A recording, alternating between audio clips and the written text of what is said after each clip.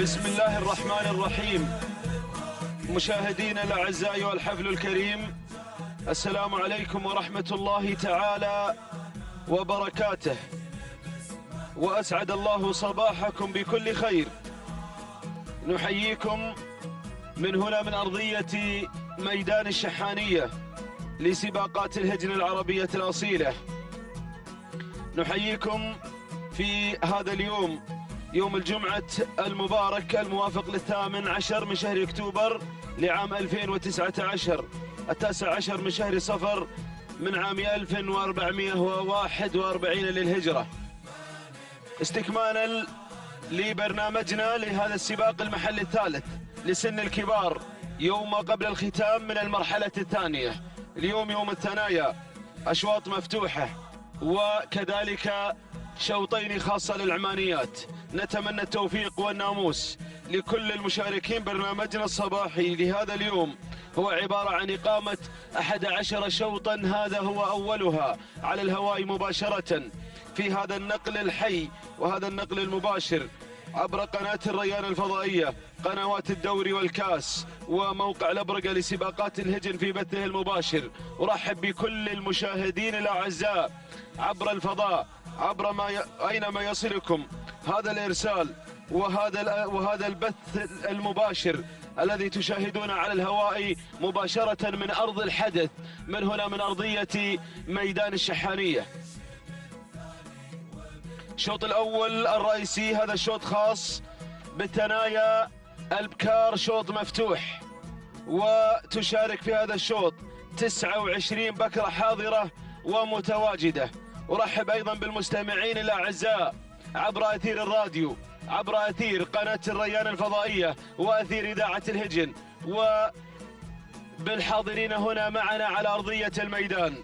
ما هي اللحظات وينطلق هذا الشوط بمشاركة واسعة للغاية من شعارات أبناء القبائل الحاضرين اليوم في هذا الشوط العام، هذا الشوط المفتوح. لمن ناموس هذا الشوط المفتوح؟ ناموس الثنايا من مسافة 6 كيلومترات، هي المسافة المقررة والرئيسية في هذا السباق المحلي الثالث.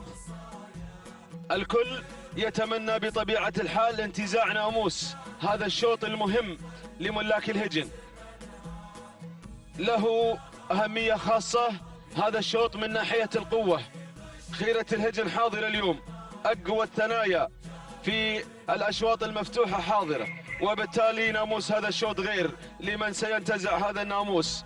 ما هي إلا لحظات، وهكذا أعزائي المتابعين ينطلق هذا الشوط الأول الرئيسي المفتوح لسن الثنايا من مسافة 6 كيلومترات. أتمنى التوفيق والناموس والخير لكل المشاركين، لكل المشاركين، حيث ينطلق هذا السباق وتنطلق هذه المهرجانات التي شاهدنا فيها الجوائز العينية القيمة التي أيضا مرت، ونستقبل أيضا في الأسبوع القادم جوائز عينية قيمة مع السباق المحلي الرابع. وكل هذا بالتوجيهات السامية والأوامر الكريمة من سيدي حضرة صاحب السمو الشيخ تميم بن حمد آل ثاني أمير البلاد المفدى، يحفظه الله ويرعاه. تميم المكارم، تميم الخير، حفظك الله ورعاك في حلك وفي ترحالك. مشاهدينا الأعزاء، انطلق هذا الشوط وقوامه 29 بكرة، والمقدمة مباشرة مع من تحتل المركز الأول تغريد، من تغرد خارج السرب في هذه اللحظات، بتغرد بالشعار البرشلوني، شعار بشاير حاضر اليوم معنا في هذا الشوط المفتوح. تعود ملكية تغريد لسالم بن عنزان، لسالم بن عنزان بن خاتم العنزان النعيمي. حصل دخول على تقليد من قبل شرف حمد بن راشد بن ناصر بن لخن، خطفت المركز الأول.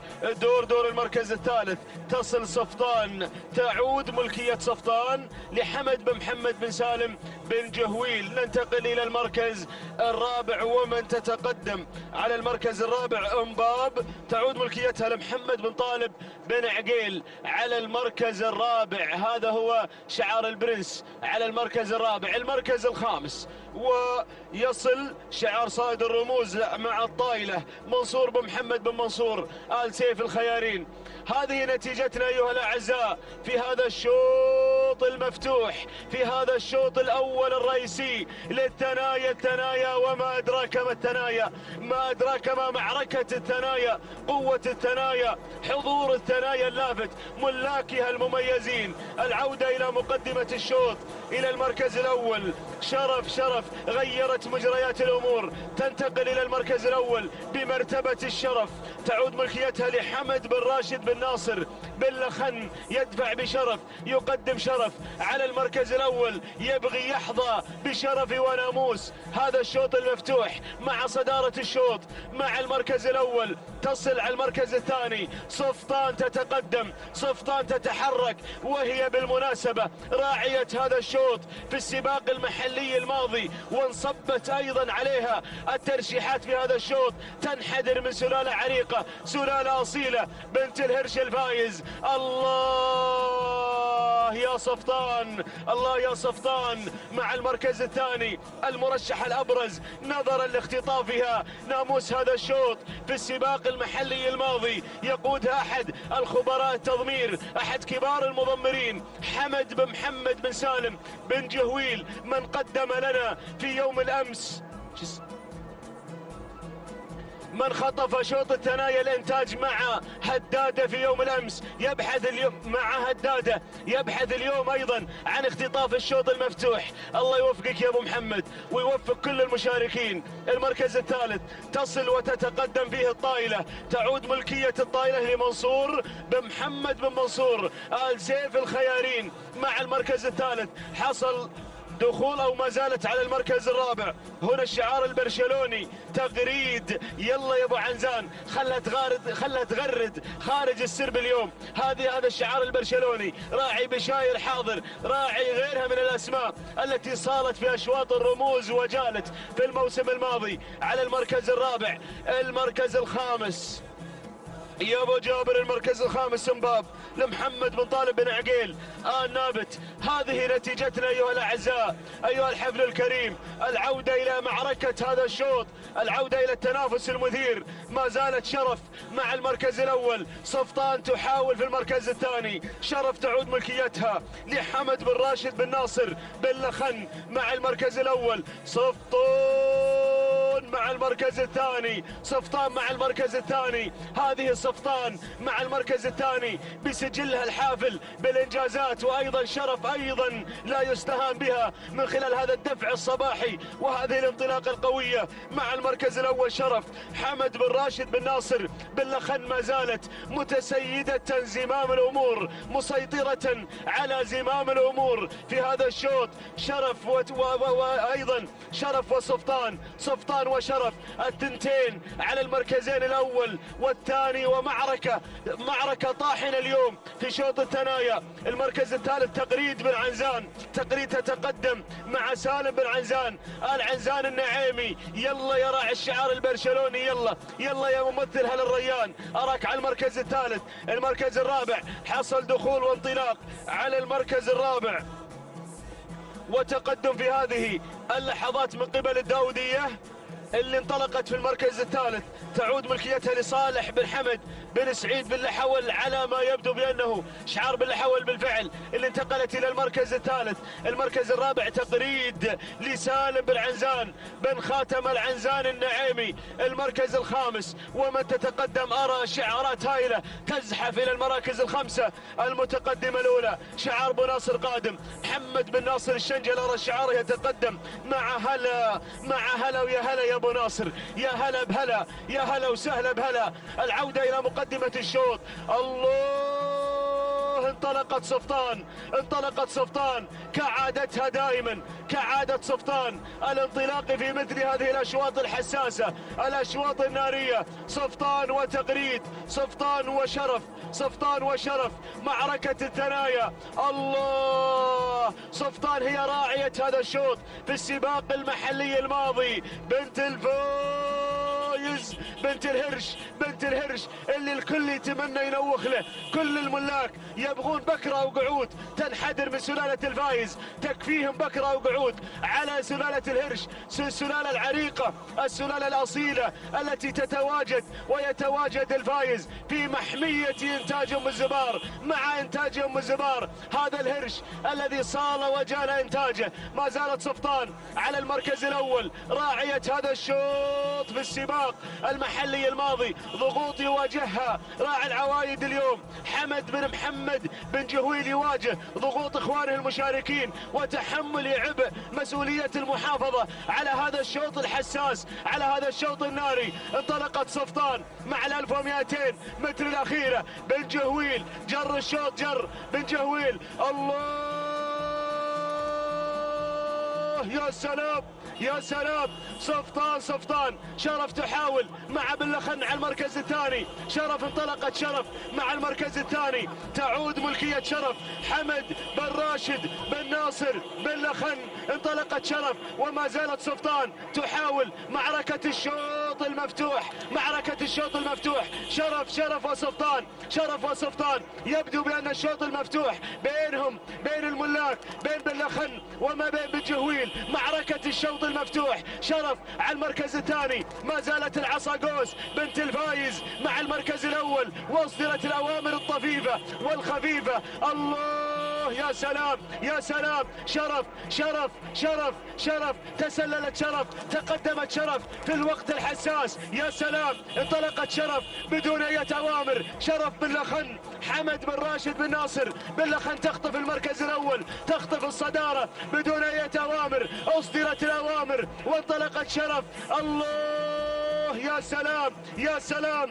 شرف، شرف، شرف بكل شرف تنتزع وتختطف ناموس هذا الشوط المفتوح. أقوى الأشواط مع بن لخن، حمد بن راشد بن ناصر بن لخن. سلامي عليك يا بن لخن، الله عليك يا راعي شرف، وعلى هذا العرض الاستثنائي الكبير. بن لخن، بن لخن، حمد بن راشد بن ناصر بن لخن ينتزع الشوط المفتوح، ينتزع أقوى أشواط الثنايا في صباح هذا اليوم ليهدي الناموس لمحبين هذا الشعار ولمالك شرف. سلام يا شرف، سلام. تهانينا والناموس لحمد بن راشد بن ناصر بن لخن على هذا الفوز المستحق. المركز الثاني تصل صفطان في المركز الثاني لحمد بن محمد بن سالم بن جهويل. المركز الثالث، المركز الثالث وصلت فيه الداودية صالح بن حمد بن سعيد بن لحول. المركز الثالث.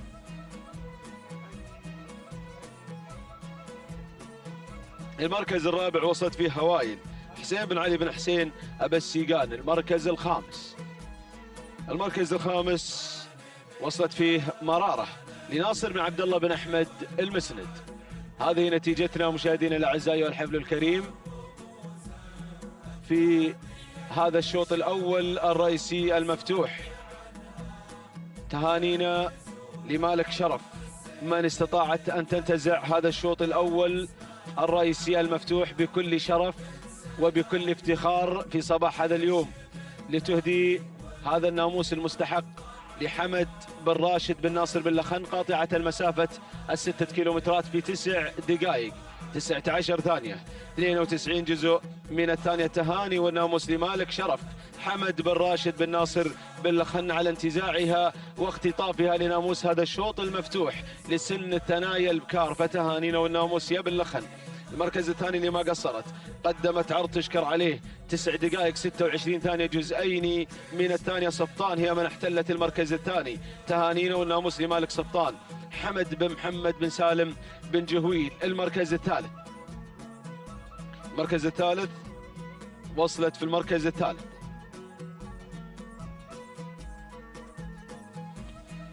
المركز الثالث كانت الداودية هي من احتلت المركز الثالث، قطعت المسافة الدودية في 9 دقائق 35 ثانية 7 أجزاء من الثانية. التهاني والناموس لصالح بن حمد بن سعيد بن الحول، تهانينا وناموس يا أبو سعيد، والتهاني أيضا موصولة لمن قادها جابر بن علي بن جرحب المري. تهانينا وناموس للجميع. الشوط الأول الرئيسي الخاص بالثنايا القعدان المفتوح يستعد للانطلاقة، وأرحب بأخي وزميلي مطلق بن علي العنزي.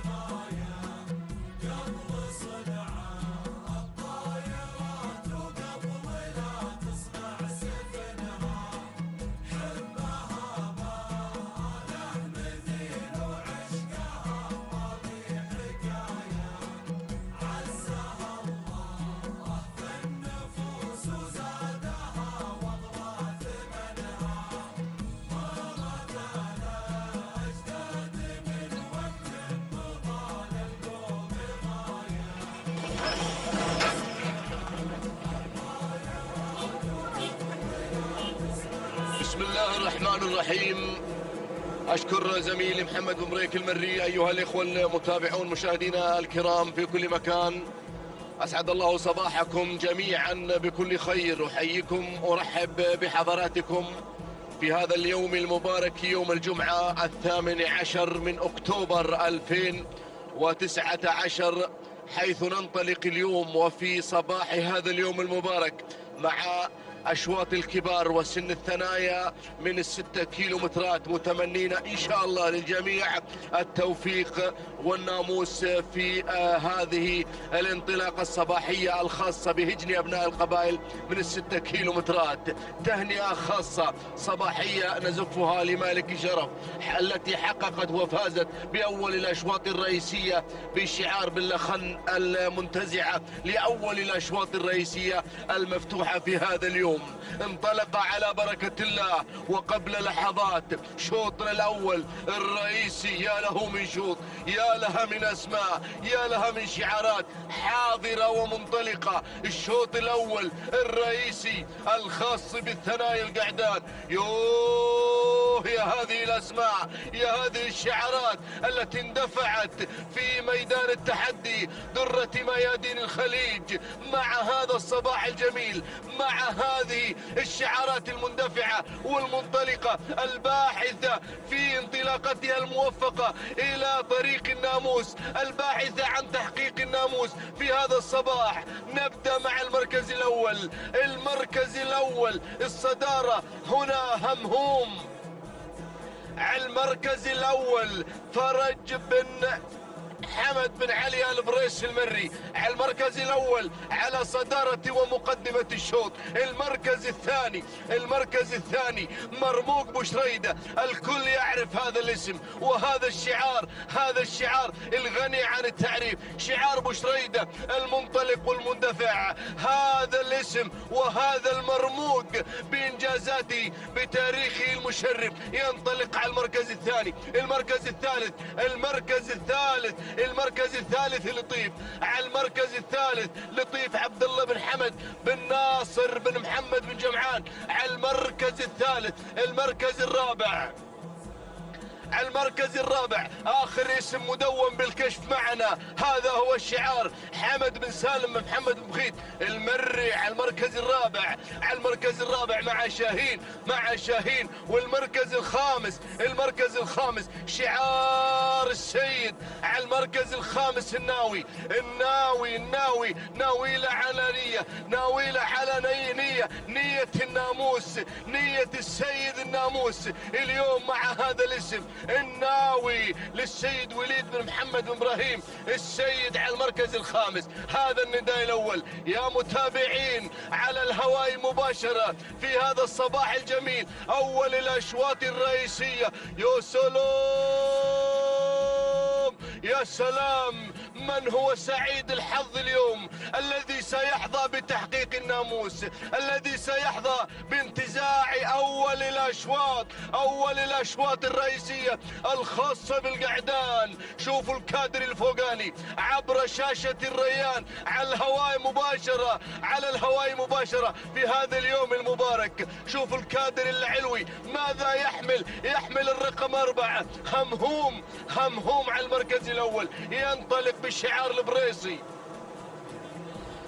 مع المركز الأول فرج بن حمد بن علي آل بريس المري مع مقدمة الشوط على الصدارة وعلى مقدمة الشوط، يقود الأسماء، ينطلق بالمركز الأول في شوط حساس، شوط رئيسي، شوط أول مع هذا الصباح. لكن المركز الثاني الشعار الفسفوري ينطلق على المركز الثاني شعار أبو شريدة، والمركز الثاني مرموق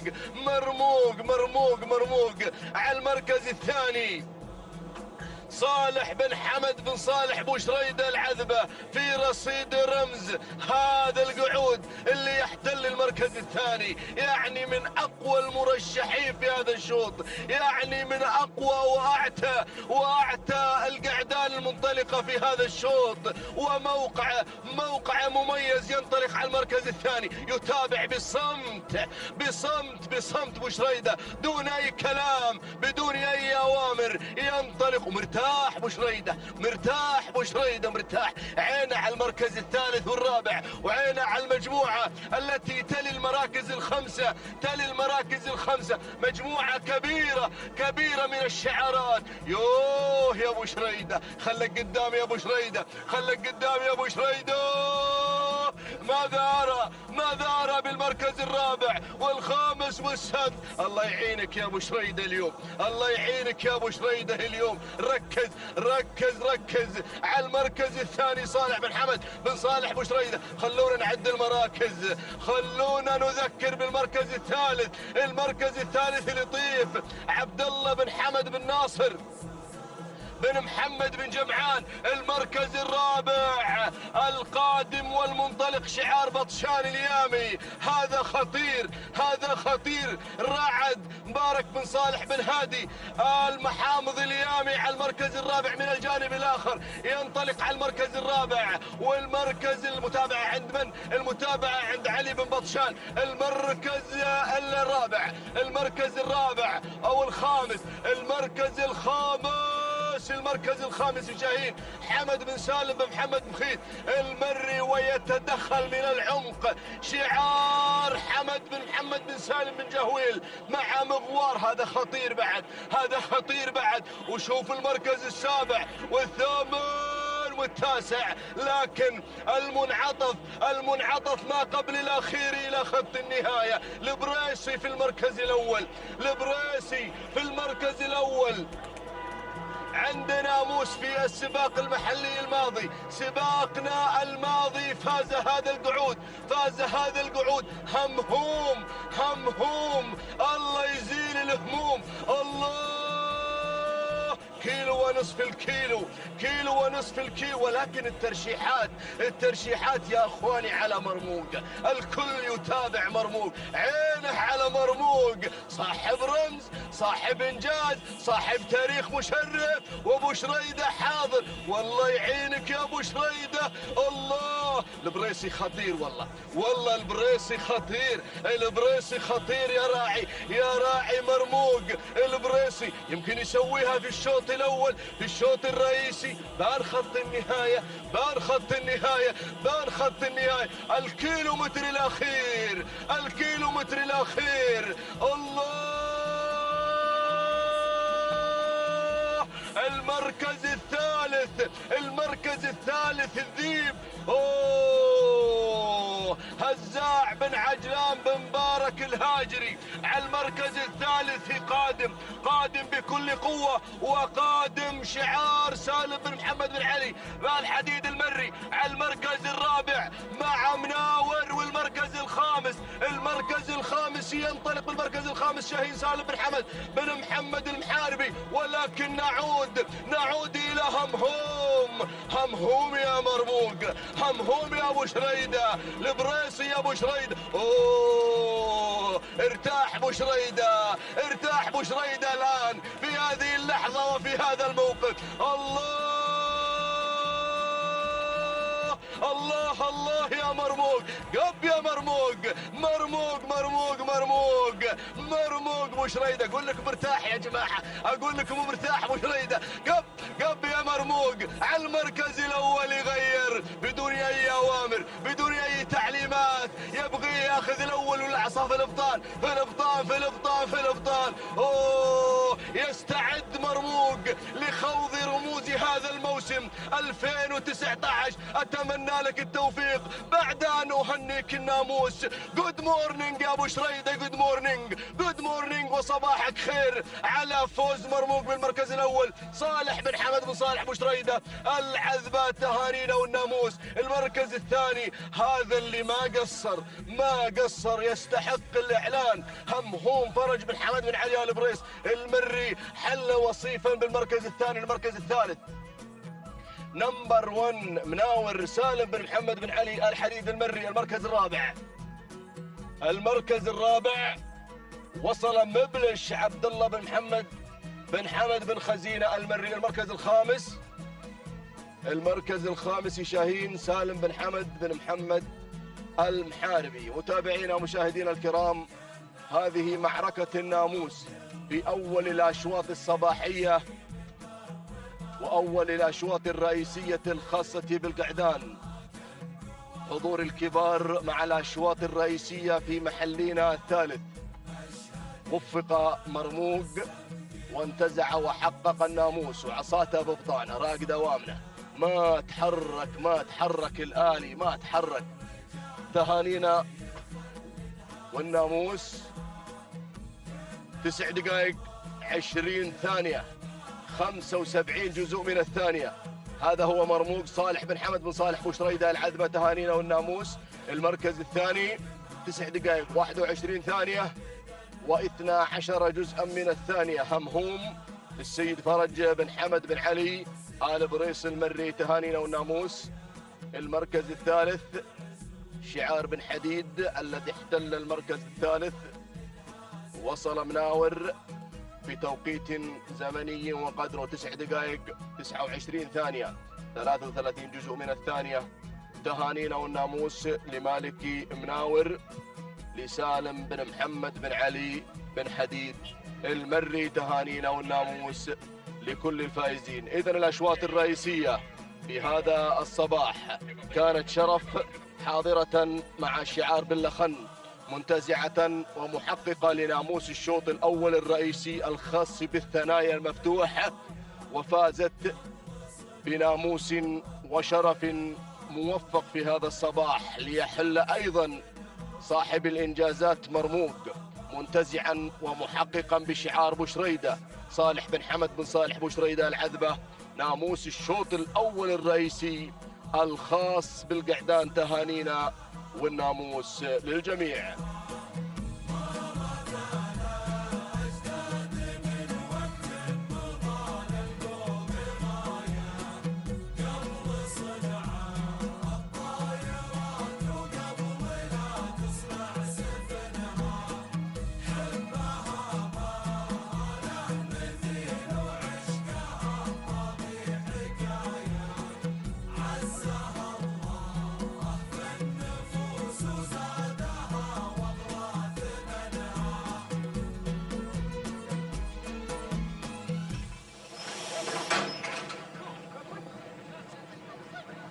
بسم الله الرحمن الرحيم، وعلى بركة الله دائما وابدا نستعين. متابعينا مشاهدينا الأعزاء أينما كنتم، أسعد الله صباحكم وجميع أوقاتكم بكل خير. أحييكم بتحية الإسلام الخالدة، فسلام من الله عليكم ورحمته تعالى وبركاته. ينطلق شوطنا الثالث للثنايا الأبكار الأعمانيات، ومن مسافة 6 كيلومترات انطلقت هذه الأسماء، اندفعت هذه الشعارات لتزين أرضية هذا الميدان. انطلق مباشرة مع المراكز المتقدمة، انطلق مع هذه الشعارات المتميزة وهذه الأسماء الأميز. أتقدم مباشرة مع المركز الأول الدوحة، مع المركز الأول ناصر بن محمد بن مسعود آل حباب الهاجري يقدم لنا الدوحة على أول الأسماء، ولكن التغيير من قبل النويعس حمد بن محمد بن سالم بن جهويل المري، غير مع المركز الأول، انطلق مع النويعس على أول الأسماء، على أول التحديات. المركز الثاني تتقدم مع المركز الثاني وتنطلق مع المركز الأول. من تنطلق وزن منصور بن عبد الهادي بن محمد بن نايفة يتقدم مع وزن على ثاني الأسماء. المركز الثالث تصل في هذه اللحظات الشاهينية مبارك بن عبد الله بن مسفر بن سفران المري، يصل مع المركز الثالث. المركز الرابع تصل في هذه اللحظات الدوحة مع المركز الرابع ناصر بن محمد بن مسعود آل حباب الهاجري. خامس الأسماء، خامس المراكز، أشوف عرماس مع المركز الخامس تتقدم بشعار هجن السيلية على خامس الأسماء، على خامس المراكز. هكذا كانت النتيجة متابعينا مشاهدينا الأعزاء أينما كنتم، للخمسة المراكز المتقدمة للثنايا الأبكار للأعمانيات. أعود مع المركز الأول، أعود مع الشاهينية. من يتقدم شعار مبارك بن عبد الله بن مسفر بن سفران المري، ينطلق مع المركز الأول، يندفع على أول الأسماء. الله يا الشاهينية. المركز الثاني، ثاني الأسماء، وزن يا وزن، وزن يا وزن، تتقدم مع المركز الثاني منصور بن عبد الهادي بن محمد بن نايف الهاجري، ينطلق مع المركز الثاني، يقدم لنا وزن، ينطلق مع وزن على ثاني الأسماء. المركز الثالث أشوف شعار بن حباب يتقدم مع المركز الثالث، يقدم لنا الدوحة ناصر بن محمد بن مسعود آل حباب الهاجري، ينطلق مع المركز الثالث، يندفع مع المركز الثالث. هجن السيلية تصل مع عرماس مع المركز الرابع. هجن السيلية على رابع الأسماء. المركز الخامس تتقدم حظ يتواصل مع حظ محمد بن راشد بن علي بن قطفة المري، ينطلق مع حظ، يندفع مع حظ على خامس الأسماء. الله الله الله. ولكن أعود مع المركز الأول، أعود مع بن سفران، يتقدم بن سفران مع المركز الأول، يقدم لنا الشاهينية مبارك بن عبد الله بن مسفر بن سفران المري، ينطلق مع المركز الأول، يندفع مع أول الأسماء، مع أول التحديات، يتحكم بهذا المسار، يتحكم بهذا الانطلاق الكبير. الله الله الله. المركز الثاني، ثاني المراكز، تصل حظ على ثاني الأسماء، يتقدم مع حظ محمد بن راشد بن علي بن قطفة، يتقدم مع المركز الثاني، يتواصل مع حظ على ثاني الأسماء. المركز الثالث سيادة مع المركز الثالث، سيادة مع ثالث الأسماء، سالم بن راشد بن سالم بن دوحة المري، ينطلق ينطلق مع المركز الثالث، يقدم لنا سيادة، سيادة يا سيادة، سيادة يا سيادة. تنطلق مع المركز الثالث. المركز الرابع تتواصل بهذا الانطلاق، يصل شعار بن نايفة، ينطلق مع وزن، وزن يا وزن، وزن مع المركز الرابع.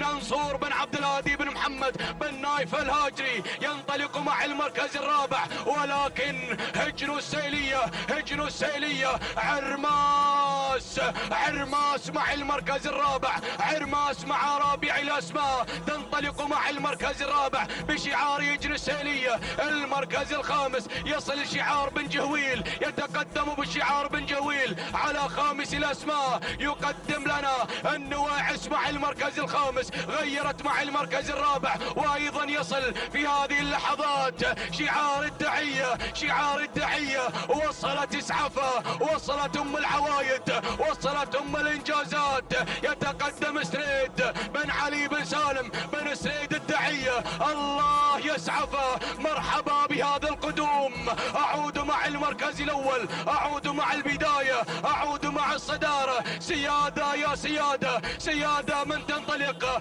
من تتسيد على أول الأسماء بشعار سالم بن راشد بن سالم بن دوحة. المركز الثاني تصل حظ، تصل حظ على ثاني الأسماء محمد بن راشد بن علي بن قطفة المري، ينطلق مع المركز الثاني. المركز الثالث تتقدم بهذا الانطلاق الكبير، يتقدم شعار بن سفران مبارك بن عبد الله بن مسفر بن سفران، يتقدم مع الشاهينية. المركز الرابع يصل شعار الدعية، يتقدم شعار الدعية مع اسعفة على رابع الأسماء سريد بن علي بن سالم بن سريد الدعية، يتقدم مع المركز الرابع بن جهويل.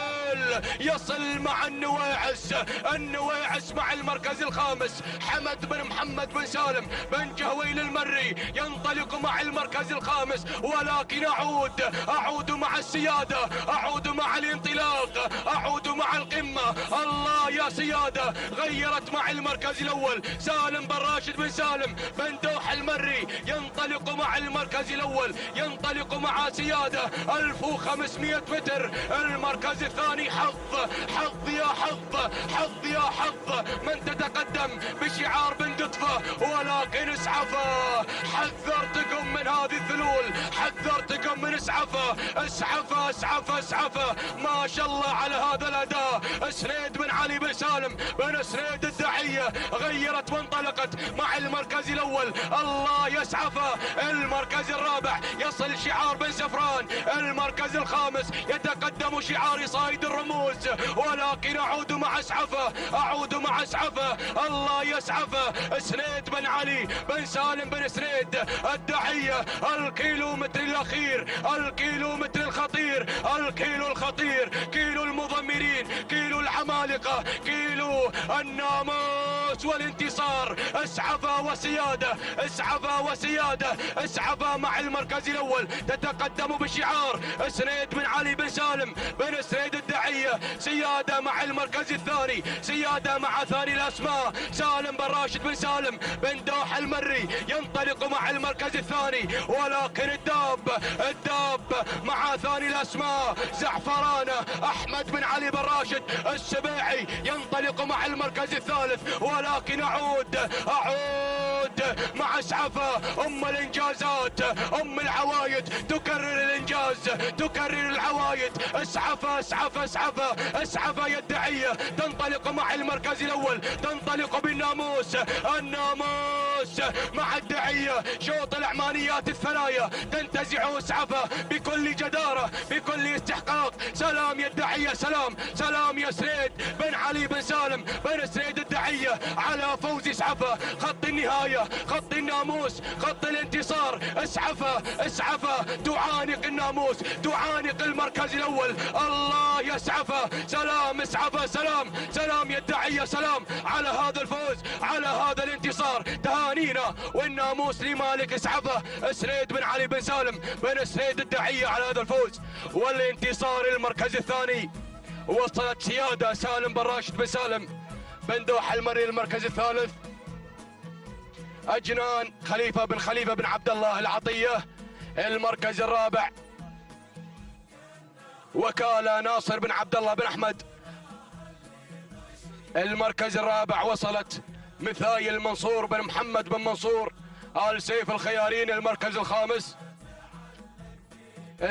الخامس زعفرانة أحمد بن علي بن راشد السبيعي. إذا متابعينا مشاهدينا الكرام، تهانينا والناموس لمالك اسعفه سنيد بن علي بن سالم بن سنيد الدعية، من حققت ناموس شوط العمانيات ومن تكرر الإنجازات والبطولات مع شعار الدعية. سنيد بن علي بن سالم بن سنيد الدعية، تهانينا والناموس لك يا الدعية على هذا الفوز والانتصار. التوقيت الزمني ساعة وصول السحفة إلى خط النهاية منتزعة هذا الشوط 9 دقائق 20 ثانية 57 جزء من الثانية. تهانينا والناموس.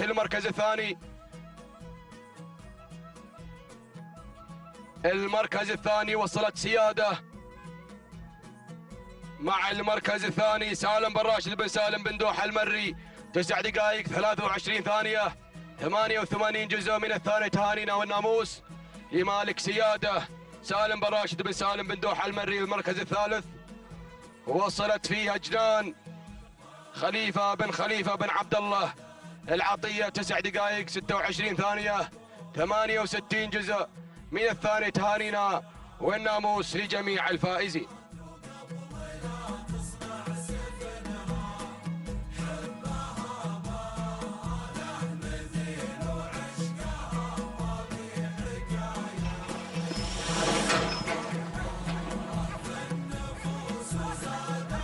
بسم الله الرحمن الرحيم. بسم الله نبدأ وبه نستعين. مشاهدينا الكرام، متابعينا في كل مكان، أسعد الله صباحكم بكل خير وبركة. نرحب بكم في هذا الصباح وانطلاقة ثاني أيامنا ضمن هذا السباق المحلي الثالث. مشاهدينا الكرام، على بركة الله ينطلق رابع أشواطنا في هذا الصباح، شوط خاص بالقعدان العمانيات وانطلاقات سن الثنايا الحاضرة في هذا الصباح. على بركة الله مشاهدينا الكرام، نتابع هذه الانطلاقة، نتابع هذه الأسماء المنطلقة في هذا الشوط، في منافسات الكبار، في تحدي أشواط العمانيات. مشاهدينا الكرام، أبدأ بالبداية، أتابع أول المراكز وأول المنطلقين هملول راشد بن صقر بن شاهين المريخي من يبدأ بالبداية والصدارة، بينما أتابع ثاني الأسماء والقادم في هذه اللحظات من يتقدم مدلل محمد بن حسين بن محمد الجرحب هنا مع ثاني المراكز، بينما أتابع ثالث الأسماء وصول من ضاوي راشد بن سالم بن حاكم المالكي يتقدم مع ثالث المراكز، بينما رابع الأسماء أتابع الشعار القادم في هذه اللحظات هنا معزم سالم بن عنزاب بن خاتم النعيمي القادم مع معزم مع رابع المراكز، بينما خامس الأسماء وصول من شاهين بشعار ناصر بن محمد بن ناصر بن راشد الفزيرة يتقدم مع خامس المراكز. هذه الأسماء، هذه الشعارات المنطلقة في هذا الشوط، ولكن أعود مع البداية، أتابع الصدارة، أتابع التقدم.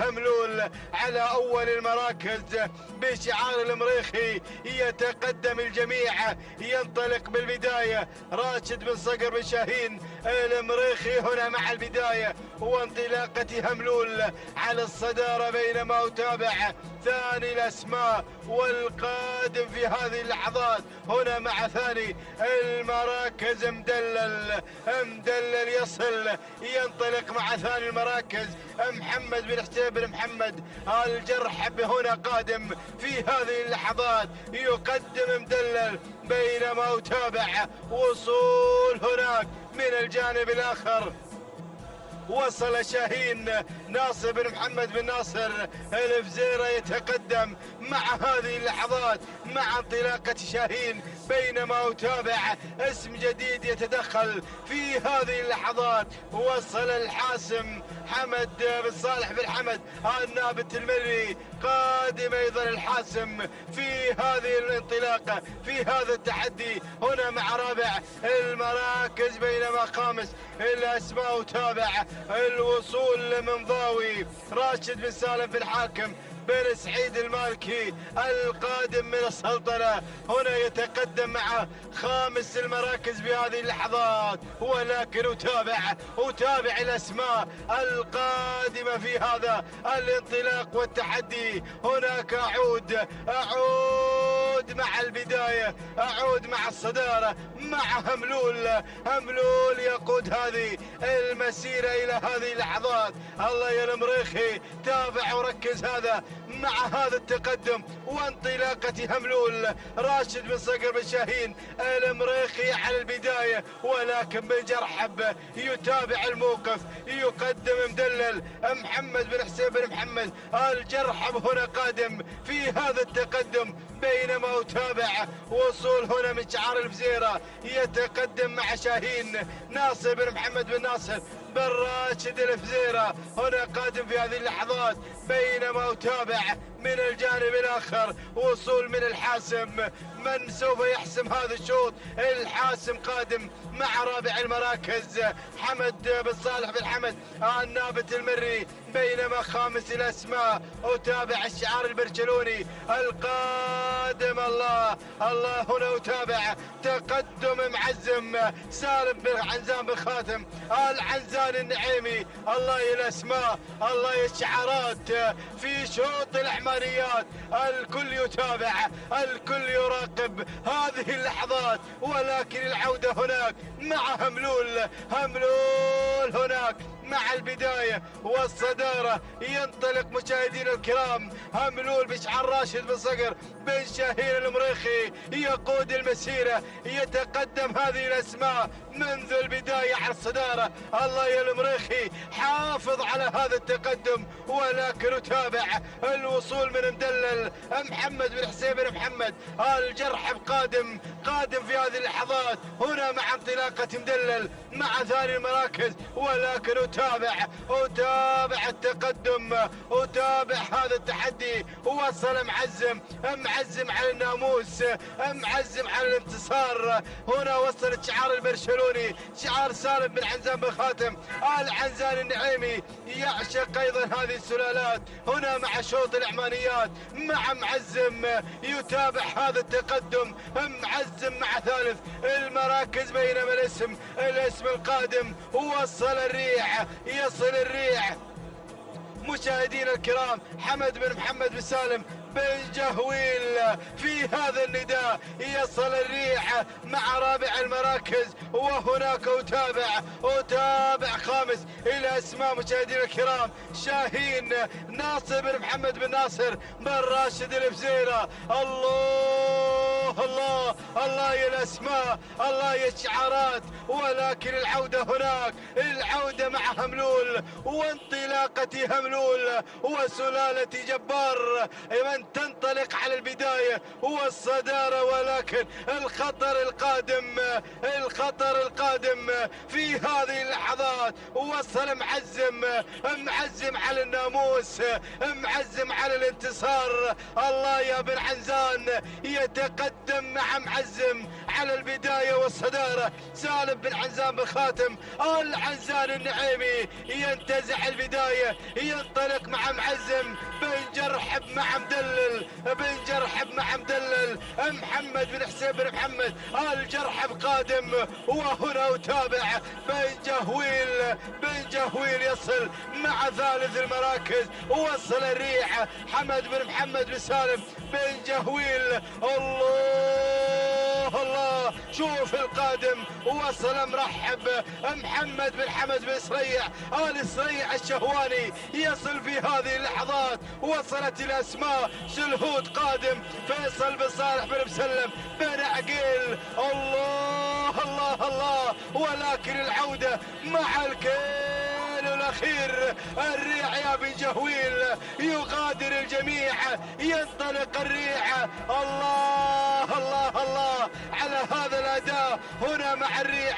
حمد بن محمد بن سالم بن جهويل يغادر الجميع، ينطلق بناموس هذا الشوط، ولكن أتابع وصل مرحب. الله يا ابو سريع قادم في هذه اللحظات هنا مع مرحب محمد بن حمد بن سريع الشهواني قادم مع ثاني المراكز. وهناك أتابع وصول من سلهود فيصل بن صالح بن مسلم بن عقيل، ولكن أعود مع الصدارة، أعود مع البداية. بن جهويل يغادر الجميع، ينطلق مع الريع بشوط العمانيات. شوط العمانيات مع الريع يسجل هذا الشوط بانطلاق مميز بشعار بن جهويل. حمد بن محمد بن سالم بن جهويل يبدأ ببداية قوية في هذا الموسم، يقدم هذه الأسماء هنا الريع، ولكن أتابع وصل مرحب. هناك اشعار بسريع قادم مع اللحظات الأخيرة، ولكن الريع هنا مع الصدارة تهانينا والناموس مشاهدينا الكرام لمالك الريع محمد بن محمد بن سالم بن جهويل على هذا الفوز والانتصار. ثاني المراكز وصل مرحب محمد بن حمد بن سريع آل سريع الشهواني. وثالث المراكز كان الوصول مشاهدينا الكرام من صولجان حمد بن محمد بن كردي الملقس المري. رابع المراكز كان الوصول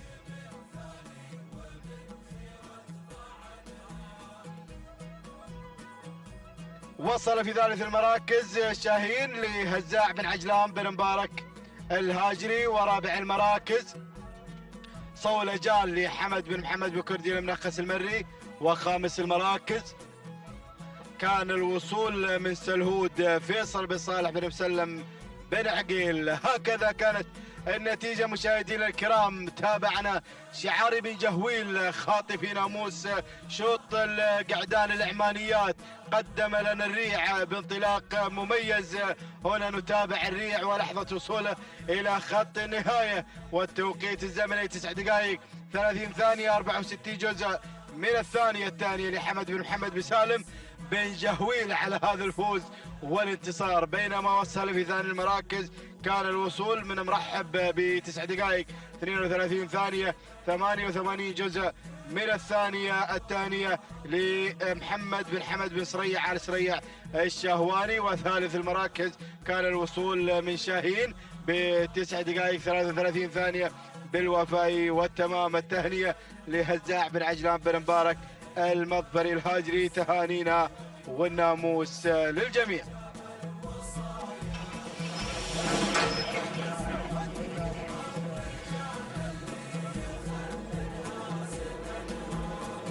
بسم الله الرحمن الرحيم. أيها الحفل الكريم مشاهدينا مستمعينا الأفاضل، أرحب بكم أجمل ترحيب بهذه الانطلاقات المميزة باندفاعة أشواط سن الثنايا. انطلاقة الشوط الخامس لفئة الثنايا بكار ينطلق من مسافة 6 كيلومترات. نتابع ونندفع مباشرة مع هذه الشعارات الكبيرة والمميزة المتواجدة في هذا التحدي الكبير ضمن فعاليات المحلي الثالث بمرحلته الثانية بيومه الثاني. نتواصل مع أشواط الأصالة والتراث مع هذه الشعارات المنطلقة والمتواجدة الباحثة عن المركز الأول. نتابع الصدارة ومجريات هذا الشوط، أول الأسماء، أول المشاركين. نتابع الشعارات المندفعة في المقدمة. نتابع أول المراكز. تتواجد الجذابة لفهد بن حسين بن محمد الجرح بالمري هنا يتواجد في صدارة هذا الشوط. بينما المركز الثاني وصلت الظبي راشد بن سالم بن سعد النابت المري يتواجد مع الظبي التي تتسلل بدورها إلى مقدمة هذا الشوط. بينما المركز الثالث يتابع مذيار لسالم بن خجيب بن سالم بن عايض العذبة هنا مشاركا في هذا التحدي الكبير والمشاركة المميزة بتواجد مذيار على المركز الثالث. ننتقل مباشرة مع صاحبة المركز الرابع، نتابع شبه الجزيرة لصالح بن علي بن جابر المطوع المري هنا مشاركا مع شبه الجزيرة التي تتواجد في المرتبة الرابعة، بينما المركز الخامس شعار يهجن السيلية غادم وحاضر دائما في هذه المنافسات المميزة بتواجد مزنة على المركز الخامس. يتقدم شعار هجن السيلية في دائرة النداء والإذاعة.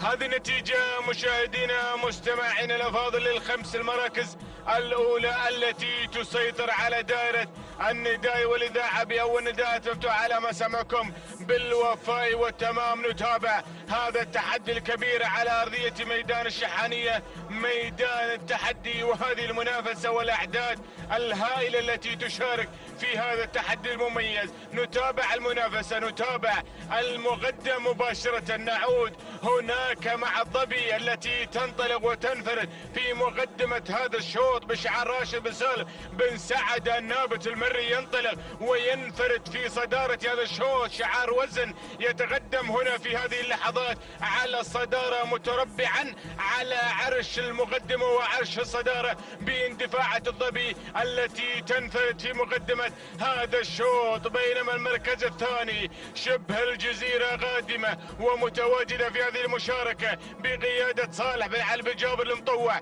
المري، مشاركا في هذا التحدي مع شبه الجزيرة التي تتواجد في المرتبة الثانية، بينما المركز الثالث أتابع هنا شعار بن جرحب قادم ومشارك مع الجذابة فهد بن حسين بن محمد الجرحب المري، يتواجد هنا في عمق المنافسة بتواجد الجذابة التي تنطلق مع المركز الثالث. المركز الرابع نتابع مذيار لسالم بن خجين بن سالم بن عايض العذبة مشاركا ومتواجد في موقع التحدي والمنافسة، بينما المركز الخامس انتقل مباشرة مع منصة لجابر من بن جابر المنخس المري هنا مشاركا مع منصة التي تصل مباشرة إلى دائرة الصراع والنزاع من أجل الناموس ومن أجل الانتصار. هذه نتيجة للخمس المراكز الأولى المتواجدة والحاضرة في موقع التحدي والمنافسة. هنالك شعارات خلف دائرة النداء تترقب اللحظات الأخيرة لكي تصل إلى دائرة الصراع والنزاع وتصل إلى موقع التحدي والمنافسة مع هذه الشعارات الكبيرة والمميزة التي تزين أرضية ميدان الشحانية، ميدان التحدي في هذه المنافسة الجميلة في هذا العالم الساحر، في هذه الرياضة المميزة، رياضة الآباء والأجداد، رياضة سباقات اللجن العربية الأصيلة. نبدأ ونستمتع هنا مع تحديات هذه الأسماء الكبيرة والمميزة التي لها صولات وجولات في هذا العالم الساحر. نتابع الشعارات، نستمتع بهذه المنافسة المميزة مع هذه الشعارات الجميلة، ولكن الظبي ما زالت قائدة مجريات هذا الشوط، ما زالت منفردة في الصدارة باندفاعة هذا الشعار المميز الذي يقدم لنا الظبي مع الصدارة، محافظة على صدارة هذا الشوط. راشد بن سالم بن سعد النابت المري هنا يندفع مع البداية، ما زالت الظبي غائدة لمجرى هذا الشوط، غائدة لهذه الأعداد المشاركة والشعارات المتواجدة. الظبي محتلة المركز الأول تندفع مع الصدارة، بينما هنا المطوع غادم مع شبه الجزيرة المتواجدة في المركز الثاني. نتابع صالح بن علي بن جابر المطوع المري مشاركا مع شبه الجزيرة على المركز الثاني، متواجد في هذا التحدي وبهذا المسار المميز، بينما المركز الثالث أتابع منصة غادمة وحاضرة في هذا التحدي بشعار جابر بن متعب بن جابر المنخس المري، يشارك هذا التحدي مع منصة التي بدأت تتحرك بدورها من من موقع إلى موقع، وعينها مباشرة على صدارة الشوط. المركز الرابع هنا بن جرحب ما زال حاضرا مع الجذابة فهد بن حسين بن محمد. الجرحب المري يأتي مع المركز الرابع في هذه المنافسة المميزة، بينما المركز الخامس وصلت الشعارات بهذه اللحظات بمشاركة الأسماء الغوية. النواعس غادمة بشعار حمد بن سعيد بن علي. الجربوع المري يشارك بأول نداء مباشرة. النواعس تتسلل إلى المركز الرابع، بينما المركز الخامس أتابع القادمة والمتواجدة هنا جوبا لفرج بن حمد بن علي. بريس المري مشاركا في هذا التحدي بأول نداء مباشرة وصل إلى موقع التحدي والمنافسة. هذه النتيجة للخمس الأسماء الأولى المميزة، للخمس النجوم المتواجدة في موقع التحدي والمنافسة. نتابع هذا التحدي الكبير مع هذه الشعارات المشاركة الباحثة عن الانتصار والباحثة عن الإنجاز، ولكن الظبي ما زالت شاردة في مقدمة هذا الشوط، ما زالت تغرد وحيدة خارج السرب. هناك في المقدمة 1200 متر يا سعد، 1200 متر يا محمد، هي من تفصلنا عن الناموس وعن الانتصار. الظبي ما زالت في القيادة والريادة، ما زالت هي المنطلقة مع الصدارة. راشد بن سالم بن سعد النابت المري مع الظبي، ولكن منصة مع الكيلو الأخير غادمة، ومنصة هنا تنصي المقدمة مع هذه اللحظات في هذا التحدي الكبير. جابر بن متعب بن جابر المنخس المري مع منصة تنصي المقدمة، تتسلل إلى الصدارة وإلى التحدي وإلى المقدمة وإلى الانفراد وإلى التألق والإبداع. ولكن نتابع الظبي على المركز الثاني، ولكن جوبا غادمة، جوبا لفرج بن حمد بن علي. بريس المري، الله وصل الكبار في هذا المسار. نتابع المركز الثالث القادمة هنا أمواج علي بن مبارك بن حمد الجهويل المري. مظنة غادم بن فراج، غادم محسن بن علي بن مبارك. الفراج مع مظنة بأول نداء مباشرة وصل إلى موقع التحدي والمنافسة. زايد بن سعيد الخيارين على المركز الخامس بقدوم مقنع. زايد بن سعيد بن لجبة الخيارين على المركز الخامس. الله معركة طاحنة. منصة وهنا أمواج وهنا مظنة وهنا مقنع. معركة طاحنة من أجل الناموس والانتصار. محسن بن فراج غادم في هذا التحدي. مظنة تتسلل إلى المقدمة وإلى الصدارة مع اللحظات الأخيرة.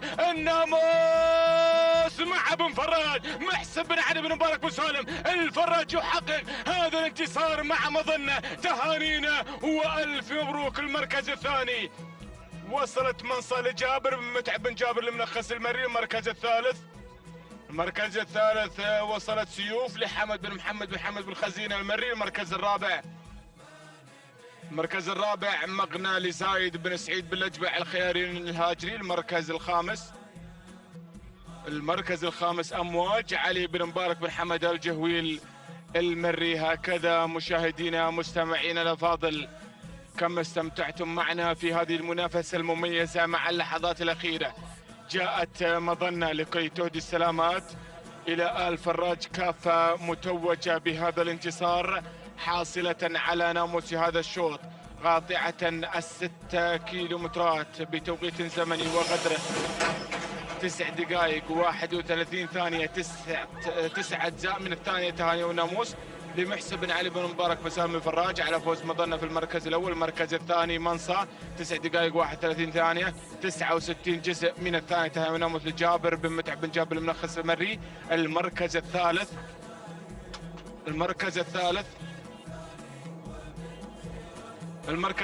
سيوف 9 دقائق 31 ثانية 77 جزء من الثانية تهاني وناموس لحمد بن محمد بن خزينة المري على فوز سيوف في المركز الثالث. تهانينا والناموس لجميع الفائزين.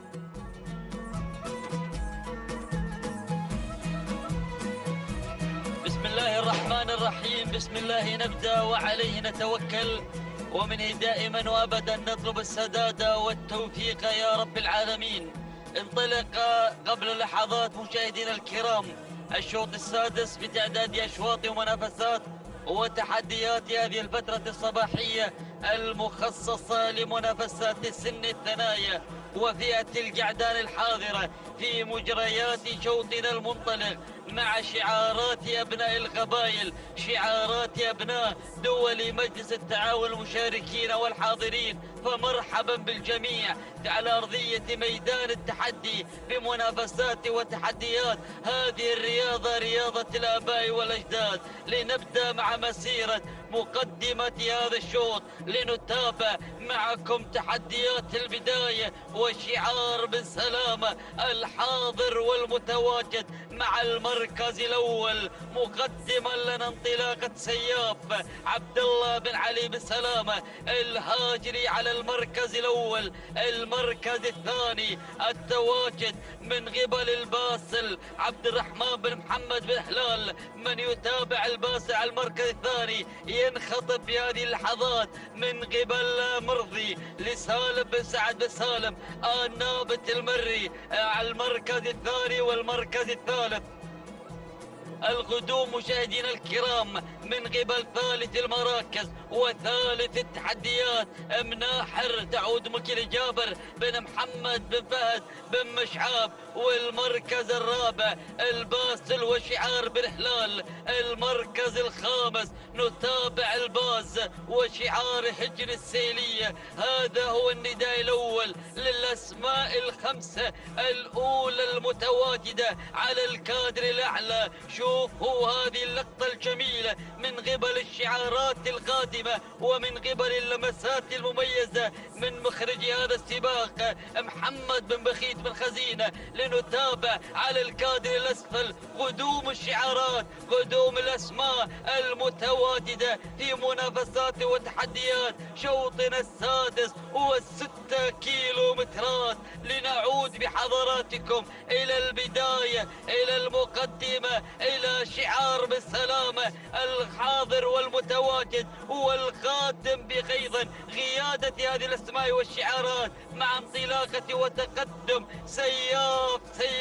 سياف المكيف بانطلاقته مع الناموس حتى هذه اللحظات مع القيادة السليمة لمجريات وتحديات هذا الشوط. عبد الله بن سلام الهاجري من يتابع انطلاقة سياف على المقدمة والصدارة.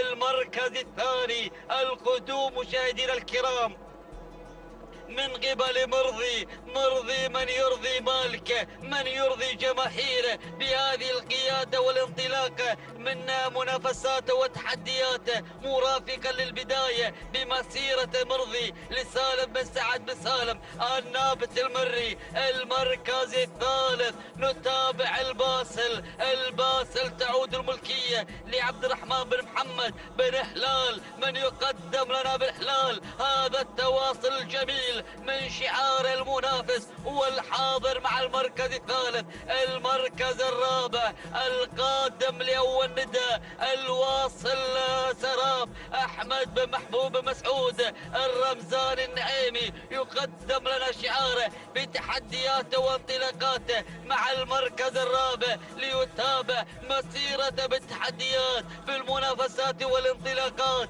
مع انتصاف مسيرة هذا الشوط ومع انقضاء 3 كيلومترات لتتبقى مثلها بالتحديات. المركز الخامس نتابع مشاهدينا الكرام انطلاقة مناحر تعود ملكية جابر بن محمد بن فهد بن مشعاب مع المركز الخامس. هذه هي الأسماء الخمسة الأولى المتقدمة لندائنا الثاني مع هذه المسيرة والمنافسات. لنعود إلى البداية، لنعود إلى مجريات المقدمة. الأمور بدأت تتغير بهذه اللحظات مع انطلاقة وتقدم مرضي على المركز الأول وبرفقة مرضي. الأسماء الكبيرة، الأسماء المثيرة والتحديات المتواصلة. شوفوا بن هلال يقدم لنا انطلاقة الباسل. من واصل الانطلاق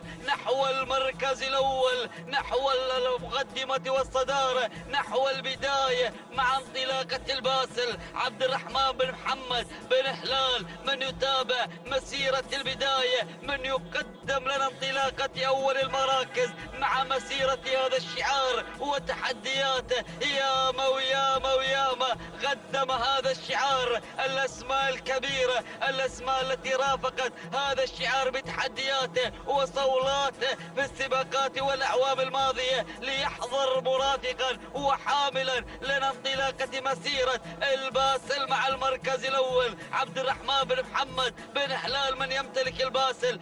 المركز الثاني بن سلامة بن سلامة، هذا الشاب ما منه سلام أبدا بالتحديات والمنافسات، يحضر شعاره دائما مع منافسات وانطلاقات هذه الرياضة ليقدم حضوره مع السياف عبد الله بن علي بن سلامة الهاجري. والمركز الثالث وصل النعيمي، تقدم شعاره مع قدوم سراب من تسرب إلى المركز الثالث أحمد بن محبوب الرمزان النعيمي مع انطلاقة ثالث المراكز.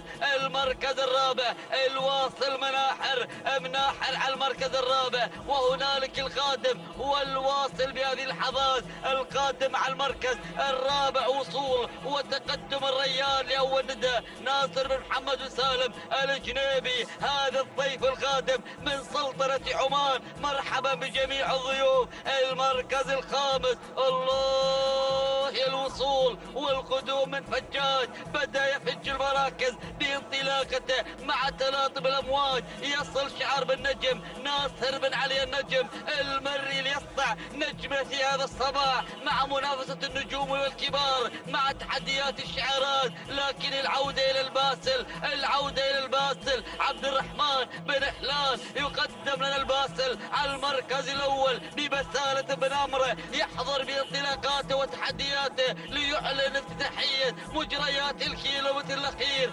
الكيلو الخطير بتحديات ومنافسات سن الثنايا. الله الباسل الباسل الباسل بن حلال يقدم مسيرة البداية، لكن المركز الثاني غادم فجاج على المركز الثاني مع بن نجم. المركز الثالث وصل بشريدة، وصل راعي مرموق ليقدم لنا متعب الله يا متعب صاحب الرمس الموسم الماضي يحضر بهذه اللحظات. لكن الباسل بن حلال بشريدة بدأ الانطلاق، بدأ التحدي، شوط جديد ينطلق بمنافسات سن الثنايا. متعب الباسل بن حلال بشريدة راعي متعب راعي مرموق. النقطة الثانية في هذا الصباح إن لم يكن هنالك راعي آخر مع الباسل. متعب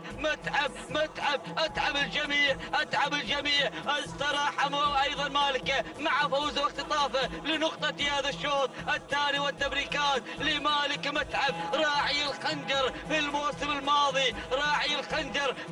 الماضي، راعي الخطوط النهائية كما عرفنا. متعب من يفاجئنا دائما في اللحظات الحاسمة.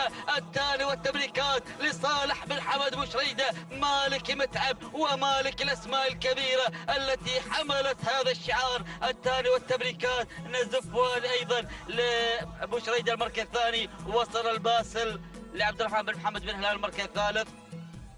كان الوصول من قبل فجاج ناصر بن علي النجم المركز الرابع. وصل مشاهدينا الكرام زاهي لفيصل بن صاحب بن سلم بن عقيل المركز الخامس. كان الوصول من قبل هجاج لخليفة بن حمد العطية. مشاهدينا الكرام وتابعنا الأعزاء، تابعنا معكم متعب ولحظة وصول متعب لخط النهاية.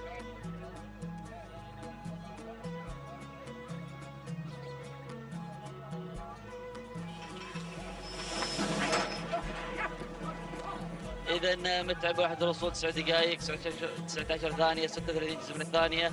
التهدف كان لصالح بن حمد بشريدة على هذا الفوز المستحق. المركز الثاني كان الوصول من قبل الباسل 9 دقائق 20 ثانية 44 جزء من الثانية. التهدف كان عبد الرحمن بن محمد بن هلال. المركز الثالث كان الوصول من قبل فجاج، توقيته الزمني لحظة الوصول 9 دقائق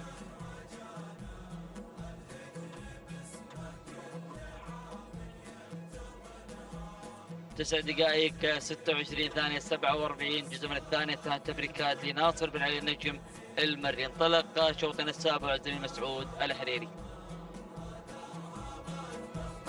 السلام عليكم ورحمة الله وبركاته أيها الأخوة مشاهدينا ومتابعينا الكرام. انطلق الشوط السابع ونتابع وإياكم هذه الانطلاقة والاندفاع لسن الثنايا والمسافة 6 كيلومترات. نتابع هذه الثنايا المنطلقة والمندفعة بشوطنا السابع ونتابع هذه الأسماء هنا في هذا الشوط وما يدور هنا في مقدمة الشوط. المركز الأول والمقدمة مع هجن السيلية ومع المنطلقة شفق لهجن السيلية المملوكة لعبد الله بن سعيد العيدة هنا في مقدمة هذا الشوط في هذه اللحظات. بينما النقلة على المركز الثاني. المركز الثاني ومن تصلنا الشايبة لعلي بن سالم بن سنيد الدعية هنا أيضا من حقق الناموس في شوط المحليات الأول هنا أيضا يقدم لنا الشايبة وقادمة مع المركز الثاني نتابعها لعلي بن سالم بن سنيد الدعية. المركز الثالث نتابع صاحبة المركز الثالث منطلقة على المركز الثالث هذه اللحظات هنا في هذا الاندفاع مع هذا الشوط ومع الانطلاق نتابع اللي أيضا متواجدة الشاهينية لخليفة بن عبد الله العطية قادم مع المركز الثالث. وفي المركز الرابع من الجانب الأيمن ما شاء الله في كادر واحد 5 أسماء منطلقة أو 6 أسماء مندفعة في هذه المقدمة. في أيضا الكادر الأول يا سلام يا هذه الأسماء المنطلقة والمندفعة وهذه الشعارات أيضا مع المراكز الأولى المتقدمة. بينما نتعرف على الأسماء القادمة ونتعرف على المقدمة نعود من جديد مع المقدمة والمركز الأول في هذه اللحظات الشاهينية لخليفة بن عبد الله العطية. بينما المركز الثاني من الجانب الأيمن من تتسلل إلى المقدمة مباشرة اللي هي سيرة لمحمد بن حمد بن عيسى المناعي غيرت على المركز الأول وغيرت على المقدمة وأول ندى لها في هذه اللحظات مباشرة مع المركز الأول. المركز الثالث نتابع النويعس لمحمد بن علي بن مسفر الجربوعي بن محميد أيضا قادم مع المركز الثالث. المركز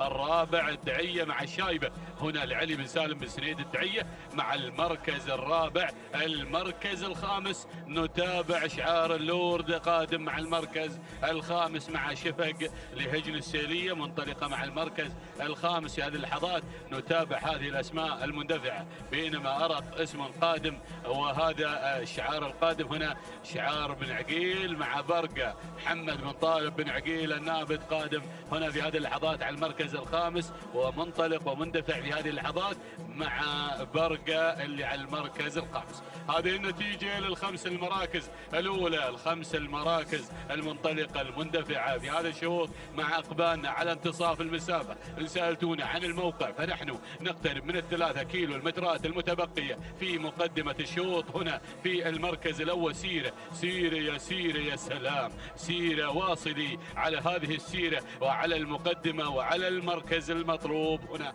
في مقدمة الشوط منطلقة يا سلام يا سيرة لمحمد بن حمد بن عيسى الخميس المناعي على المركز الأول وعلى مقدمة هذا الشوط بالمقدمة. بينما المركز الثاني في هذه اللحظات ترى هناك النويعس يا سلام يا هذا الاسم اسم أيضا النويعس اسم غالي لدى الجميع اسم تراثي. هنا في هذه اللحظات نتابع المركز الثاني منطلق لمحمد بن علي بن مسفر بن محميد الجربوعي قادم مع المركز الثاني في هذه اللحظات.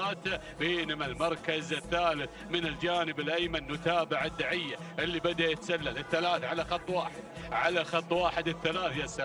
يا سلام يا الدعية يا راعي الشايبة علي بن سالم بن سنيد الدعية مع المركز الثالث. هذه اللحظات بدأ يتسلل على المقدمة. بينما المركز الرابع أول ندى يا سلام مع غنايم سعود بن جابر بن سالم بن خجيمة العذبة قادم مع المركز الرابع في هذه اللحظات. المركز الخامس أول ندى أيضا هناك قدوم آخر يا سلام مع الذيبة حمد بن عبد الهادي بن جابر بن حسين البريدي الشافي. السلام يا راعي السيل، يا سلام يا راعي السيف. هنا قادم في هذه اللحظات، قادم منطلق مندفع مع المركز الخامس، بدأ يغير على المركز الرابع. يا سلام يا سلام على هذا الأداء والتميز. هنا نتابع هنا قدومها اللي قادمة الذيبة هناك أيضا بعد غياب. يا سلام يا سلام يا ذيبة اللي قادمة هناك مع المركز الخامس وغيرت على المركز الرابع. نعود في هذه اللحظات إلى المقدمة وإلى الصدارة. يا سلام وانتو على الصدارة. يا سلام يا ابن خجيم، غير مرور الكرام إلى مقدمة الشوط واندفع بغنايم. يا غنايم يا غنايم يا غنايم، الناموس غالي يا غنايم مع المركز الأول، والكل يبحث عن الغنايم والناموس. يا سلام يا سلام على هذا الانطلاق والاندفاع في مقدمة هذا الشوط.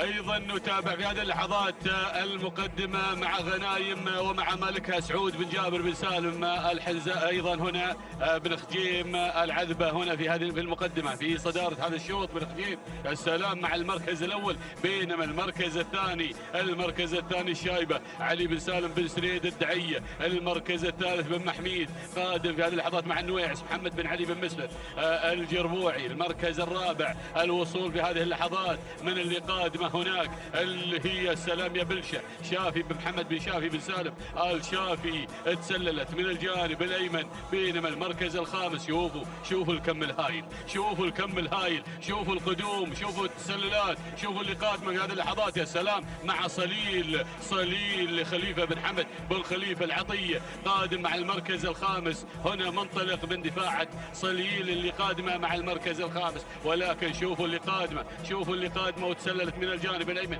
يبدو لي شعار بن فهيدان، ولكن هناك المقدمه والصداره.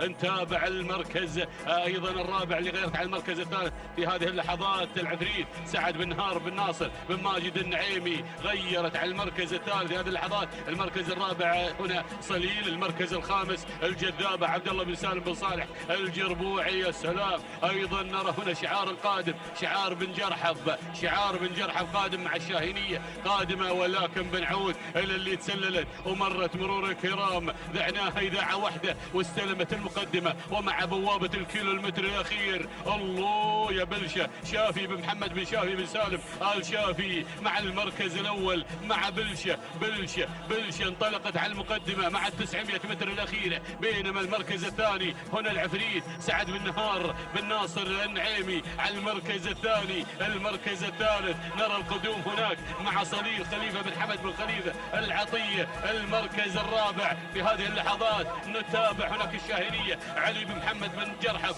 ايضا مع المبتكر. والمركز الخامس الله يا الفهده حمد بن ثلاب بن حمد الشهواني قادمه في هذه اللحظات من الجانب الايمن. يا سلام يا سلام، ولكن نعود الى المقدمه. بن شافي على المركز الاول على المقدمه. يا سلام يا بن شافي مع المقدمه ومع بلشه على المركز الاول. بلشه على المقدمه، شافي بن محمد بن الشافي على المركز الاول مع ال 400 متر الاخيره. ولكن صليل قادمه مع المركز الثاني. الله يا سلام يا الامتار الاخيره، الامتار الخطيره بين صليل وما بين بلشه صليل بلشه صليل. الامتار الاخيره، الامتار الخطيره. يا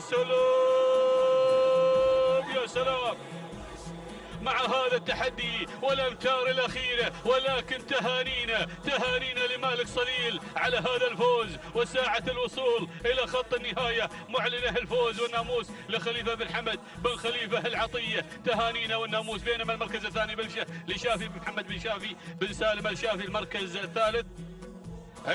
الثالث وصلت الفهده لحمد بن ثلاب بن حمد الشهواني الهاجري. المركز الرابع العفريت سعد بن نهار بن ناصر بن ماجد النعيمي. المركز الخامس وصلت ملاذ لمسفر بن محمد بن صالح السندوانة. تهانينا والناموس. شاهدنا صليل اللي انطلق تمام خط النهاية واعلنت الفوز، والناموس تهانينا على هذا الفوز المستحق.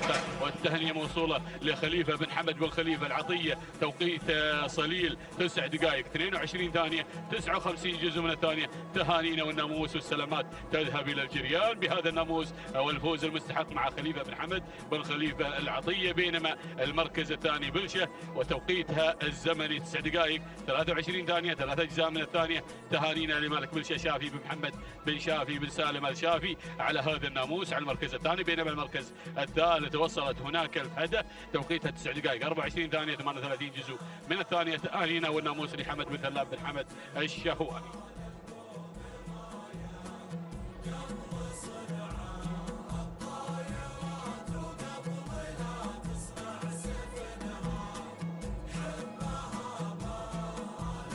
إذا مشاهدينا ومتابعينا الكرام، تتواصل التحديات والإثارة من هنا من ميدان الشحانية لسباقات الهجن العربي الأصيلة مع انطلاقات أشواط سن الثنايا في هذا اليوم المبارك الجمعة الموافق 18 من شهر أكتوبر لعام 2019. تتواصل التحديات مع انطلاقة شوطنا الثامن وهو شوط خاص للقعدان. نتابع مشاهدينا الكرام المركز الأول الباز ينطلق على بداية هذا الشوط للسيد عبد الله بن علي بن عبد الله بن سفران المري. بينما المركز الثاني نتابع في الكادر الأسفل أو هنا مشاهدينا الأعزاء القادم في هذه اللحظات نتابع الشارد المبارك بن محمد بن قطامي الفهيدة المري على مستوى المركز الثاني وثالث المراكز.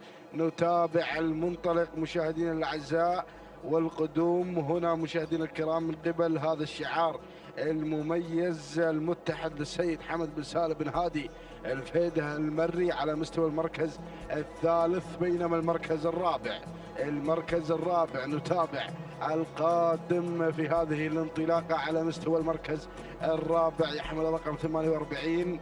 هذا هو مشاهدي الأعزاء شرهان لمحمد بن خالد بن عبد الله العطية على مستوى المركز الرابع. بينما المركز الخامس نتابع القادم مذهل السيد الحميدي بن محسن بن راشد بن ديلة المري. هذه النتيجة مشاهدينا الكرام مع النداء الأول للمراكز الخمس الأولى. ونذهب إلى الباز إلى ماركة الباز. عبد الله بن علي بن عبد الله بن سفران المري يقدم لنا الباز على بداية هذا الشوط، ولكن أتابع الاسم القادم من الجانب الآخر اللي يعلن التحدي والإثارة في هذه الانطلاقة وغير مباشرة إلى المركز الأول المتحد للسيد حمد بن سالم بن هادي الفهيدة المري على مستوى المركز الأول.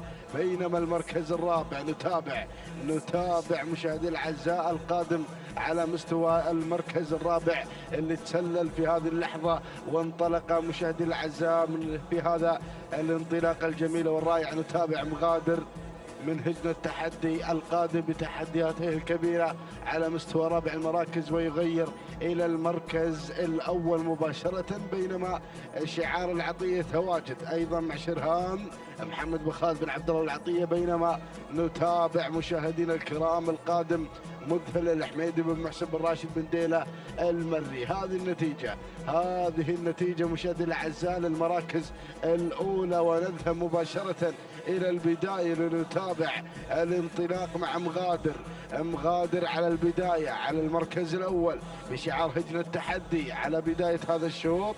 يتواجد في هذا الموقع ليقدم انطلاقة كبيرة ورائعة.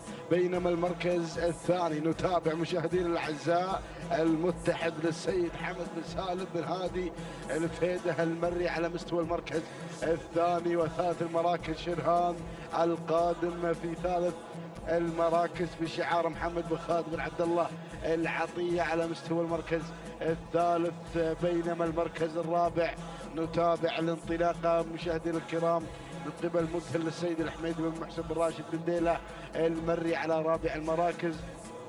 بينما المركز الخامس الباز عبد الله بن علي بن عبد الله بن سفران المري على خامس المراكز. هذه هذه النتيجة. وأيضا انتصفت المسافة 3 كيلومترات يتبقى عن الفوز والناموس. نتابع المعركة ما بين مغادر وما بين أيضا المتحد في موقع واحد، كما نتابعهم في الكادر الأعلى عبر قناة الرياض الفضائية الناقلة لكم انطلاقات هذا الميدان الكبير الذي يجمع هذه الشعارات العملاقة. نتابع المركز الأول، نتابع مغادر على البداية، مغادر لهجن التحدي على المركز الأول، بينما المركز الثاني المتحد لحمد بن سالم بن هادي الفهيدة المري على مستوى المركز الثالث، بينما المركز الرابع نتابع مشاهدينا الكرام القادم في هذه اللحظات شرهان محمد بن خالد بن عبد الله العطية على 3 المراكز. والمركز هنا مشاهدينا الاعزاء اللي يحمل الرقم 3 القادم في هذه اللحظات مذهل الحميدي بن محسن بن راشد بن ديلة المري على مستوى المركز الرابع، بينما شعار بن سفران مع الباز في 5 المراكز، وارى شعار بن سلام وكذلك اسماء قادمه وشعارات خطيره تشارك في هذا التحدي الكبير.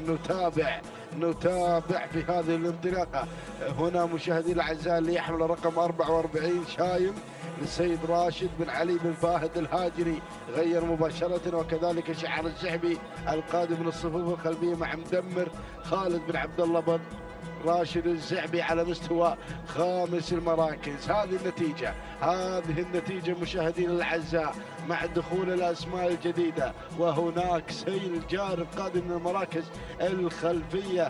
نترقب دخول جديد على المراكز الأولى. نذهب مباشرة مشاهدينا الأعزاء لنتابع الأمور، لنتابع المعركة الكبيرة في أشواط الكبار، أشواط الثنايا. هنا مشاهدينا الأعزاء نتابع المتحد للسيد حمد بن سالم بن هادي الفهيدة المري يتحد قواه على بداية هذا الشوط وينطلق، بدأ ينفرد مشاهدينا الأعزاء عن بقية المراكز ويتواجد في الصدارة، ولكن القادم مع ثاني المراكز وصل في هذه التحديات. الله القادم مدمر خالد بن عبد الله بن راشد الزعبي على ثاني المراكز، بينما المركز الثالث هنا مغادر من هجن التحدي مع ثالث المراكز.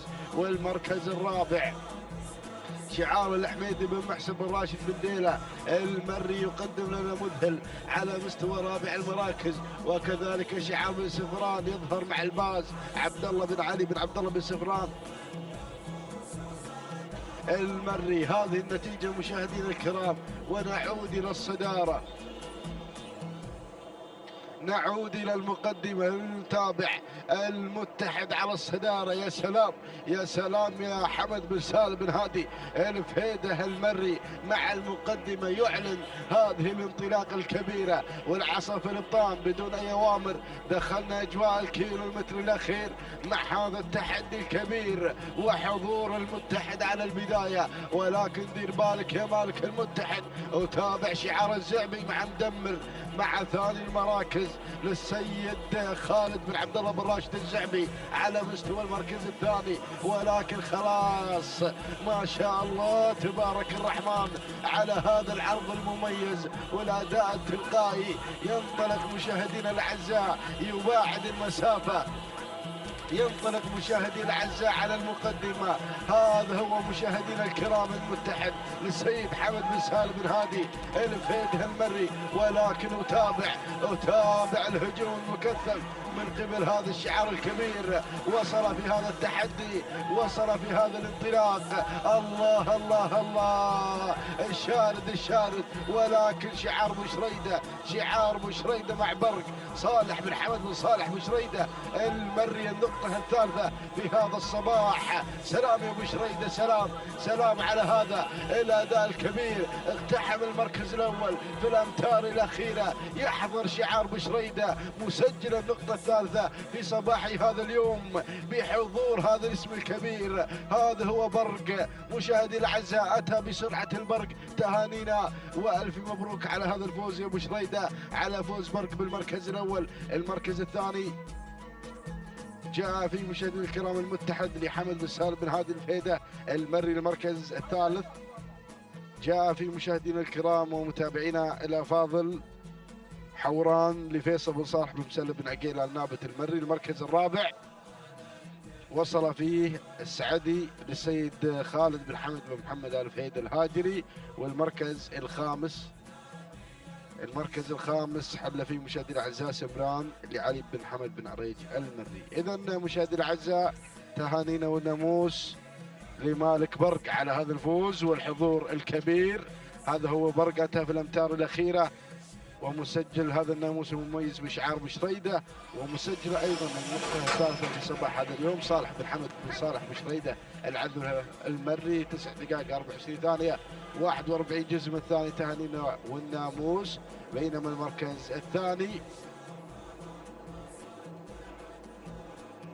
المركز الثاني حل فيه المتحد، قدم اداء وعرض نشكر عليه. تهانينا والناموس لحمد بن سالم بن هادي الفهيد المري. توقيت الزمن 9 دقائق 28 ثانية و10 أجزاء من الثاني. تهانينا والناموس. بينما المركز الثالث حل فيه مشاهدينا الكرام ومتابعينا الافاضل حوران لفيصل بن صالح بن مسلم بن عقيل النابت المري. 9 دقائق 28 ثانية و48 جزء من الثاني. تهانينا والناموس لجميع الفائزين.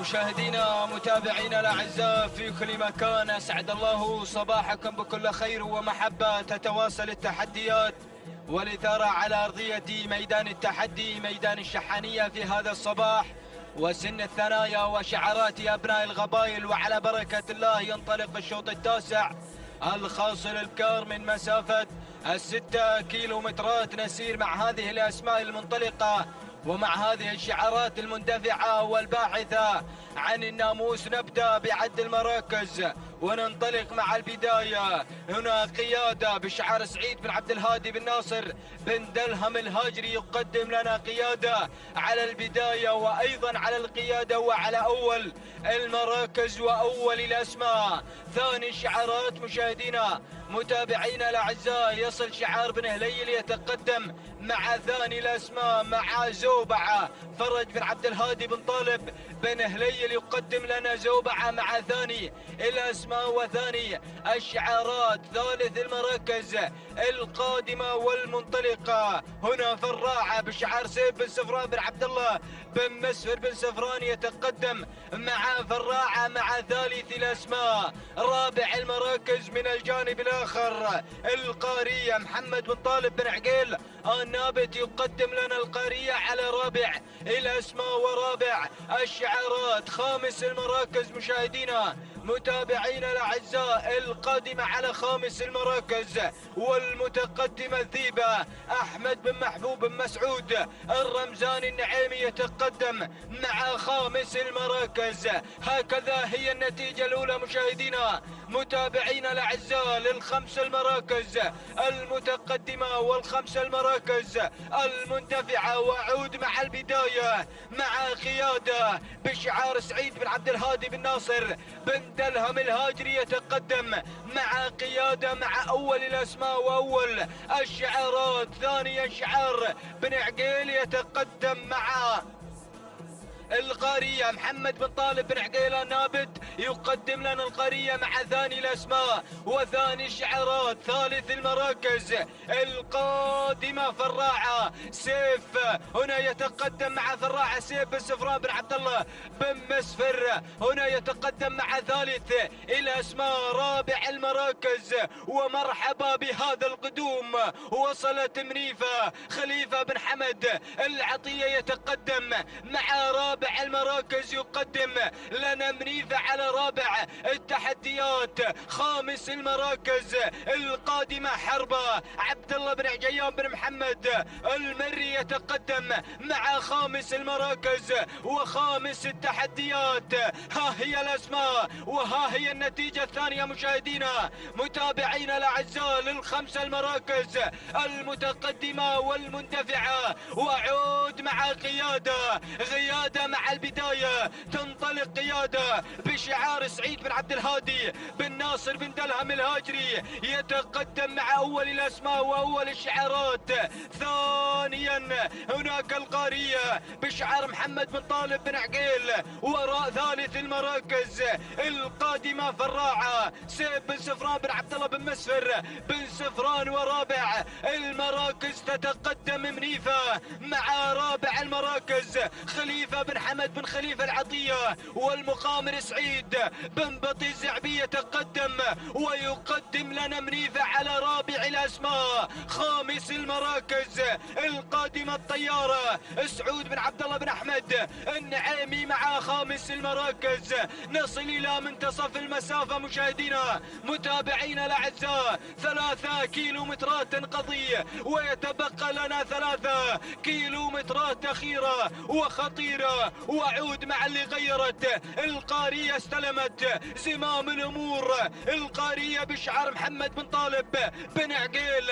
ثاني الأسماء منيفة قادمة بشعار خليفة بن حمد بن خليفة العطية، يتقدم مع منيفة على ثاني الأسماء. ثالث المراكز الطيارة سعود بن عبد الله بن أحمد النعيمي مع ثالث المراكز. رابع الأسماء بن سفران من الجانب الآخر يتقدم مع فراعة. وخامس الأسماء القادمة والمنطلقة نوايد، أول نداء لنوايد بشعار سلطان بن سالم بن خجيم العذبة، يتقدم مع نوايد على خامس الأسماء. وأرى أسماء وشعارات خلف دائرة النداء والإذاعة، وأرى شعارات قادمة من أجل الفوز ومن أجل الانتصار نترقبها في الأمتار القادمة والأمتار الحساسة. الله غيرت وانطلقت الطيارة. سعود بن عبد الله بن أحمد النعيمي يتقدم مع الطيارة. ثاني الأسماء شعار بن خجيم يتقدم مع نوايد سلطان بن سالم بن خجيم العذبة. وثالث المراكز منيفة بشعار خليفة بن حمد بن خليفة العطية، والمقامر سعيد بن بطي الزعبي. يتابع لنا منيفة في هذا الانطلاق المميز.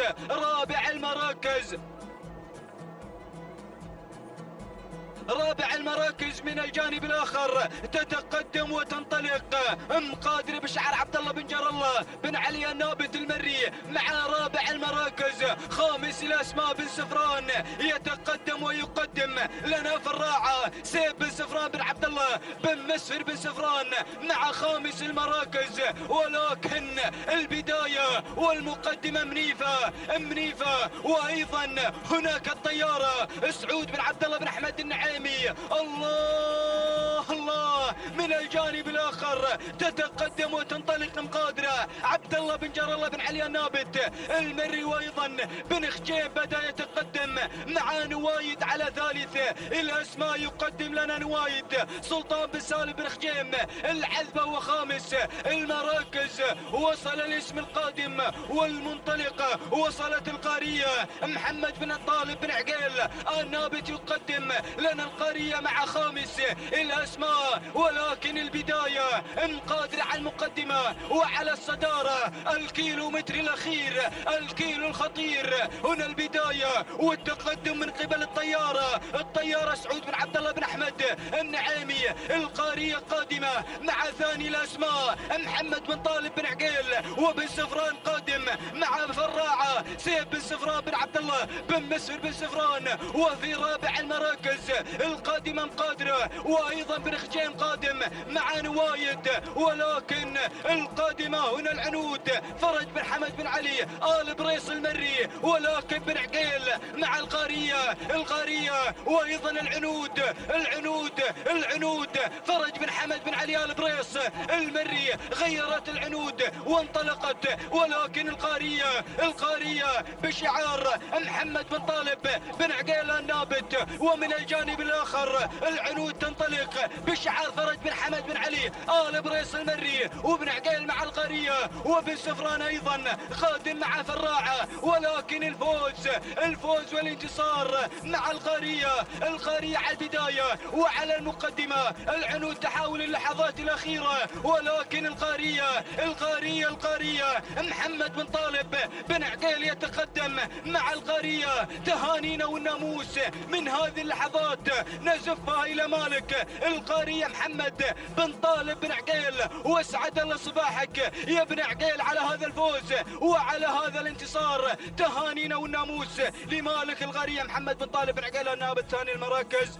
وصلت العنود فرج بن حمد بن علي آل بريس المري. وثالث المراكز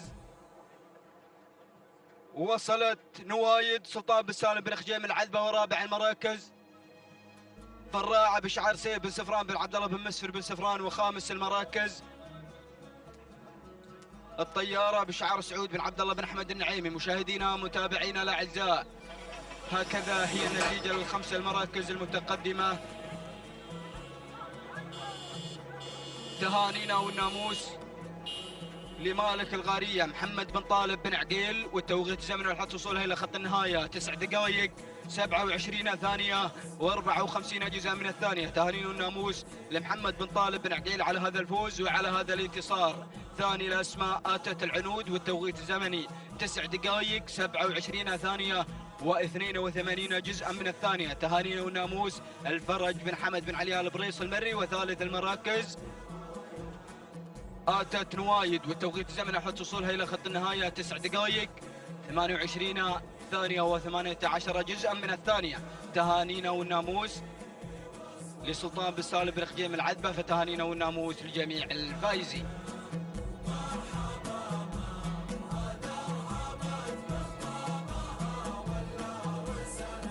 بسم الله الرحمن الرحيم، وعلى بركة الله نستعين. مشاهدينا الأعزاء متابعينا الكرام، نرحب بحضراتكم من جديد في انطلاقة أخرى من انطلاقاتنا في صباح هذا اليوم ضمن منافسات سباقنا المحلي الثالث وفي انطلاقات سن الثنايا بتحديات جميلة مع شعارات أبناء القبائل. نتابع مع حضراتكم مشاهدينا الأعزاء ومتابعينا الكرام هذه الأشواط الصباحية المميزة التي تحمل لنا منافسات سن الثنايا مسافة 6 كيلومترات.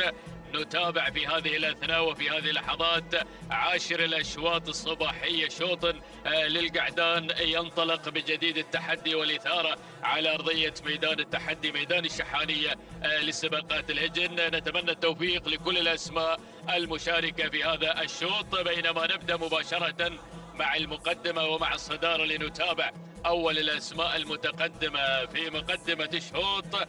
سراب يتواجد هناك مع التحديات الأولى. حمد بن محمد بن خزين المري من يقدم شعاره على البداية وعلى صدارة هذا الشوط بتقدم سراب، بينما في المركز الثاني أو تابع الوصول في هذه اللحظات من شعار المهندي. بدأ يتقدم في هذه اللحظات الوصول من مهلي علي بن عبد الله بن محمد آل بن علي المهندي من يقدم شعاره في تحديات ومسار هذا الشوط بتقدم مهلي على المركز الثاني. وفي ثالث المراكز يصل في هذه اللحظات مشاهدينا الأعزاء شعار المريزيق. بدأ يتقدم في هذه اللحظات من خلال هذه الانطلاقة يحمل الرقم 47.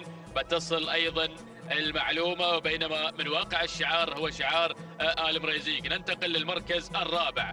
في رابع المراكز التواجد في هذه اللحظات والوصول من شاهين عبد العزيز بن خالد بن عبد الله العطية من يقدم لنا شعاره على المركز الرابع. أما في خامس المركز الخامس تتابع الوصول في هذه اللحظات والتقدم مشاهدينا الأعزاء القادم شاهين لسعيد بن عبد الله بن سعيد الزعبي ينطلق على مستوى المركز الخامس، ووصول أيضا من شاهين في هذا التحدي الجميل. هذه الخمس المراكز المتقدمة في هذا الشوط في أول ندى مشاهدينا الأعزاء. وخلف الخمس المراكز شعارات قادمة أيضا تحمل التحدي والإثارة على أرضية الميدان. بينما نعود إلى مقدمة الشوط إلى المركز الأول والصدارة لنتابع أمور البداية. ما شاء الله على بداية هذا الشوط وفي هذا الانطلاق الجميل شعار المريزيق من يتقدم في هذا المسار الجميل من يندفع بصدارة هذا الشوط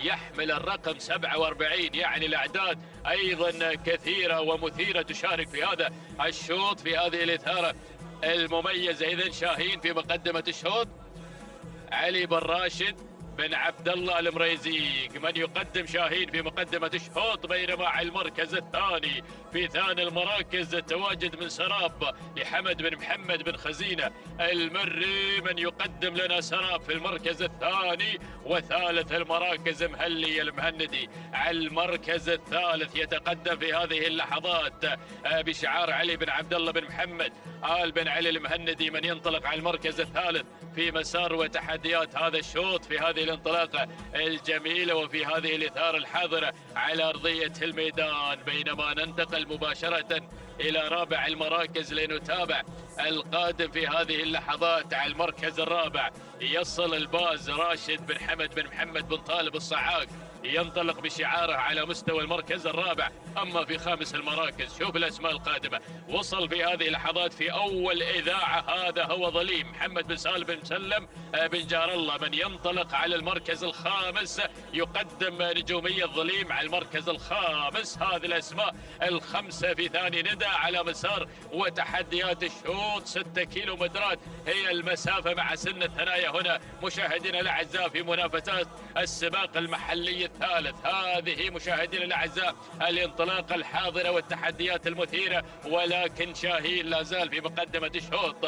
شاهين في مقدمة الشوط، علي بن راشد بن عبد الله آل مريزيق أو بن عبيد المريزيق من ينطلق على مقدمة الشوط ليقدم لنا تحديات البداية ويدفع بشاهين على قمة هذا الشوط. بينما تأتي الملاحقة مشاهدينا الأعزاء من سراب على المركز الثاني أيضا بمحاذاة شاهين، هو الآخر يطمع بناموس هذا الشوط حمد بن محمد بن خزينة المري من يقدم لنا سراب على المركز الثاني. شوف أيضا التحديات الجميلة على مقدمة الشوط، الاثنين الذي أيضا بدأنا ينفردنا في مقدمة الشوط مع لوحة الاثنين، بينما النقلة مع المركز الثالث.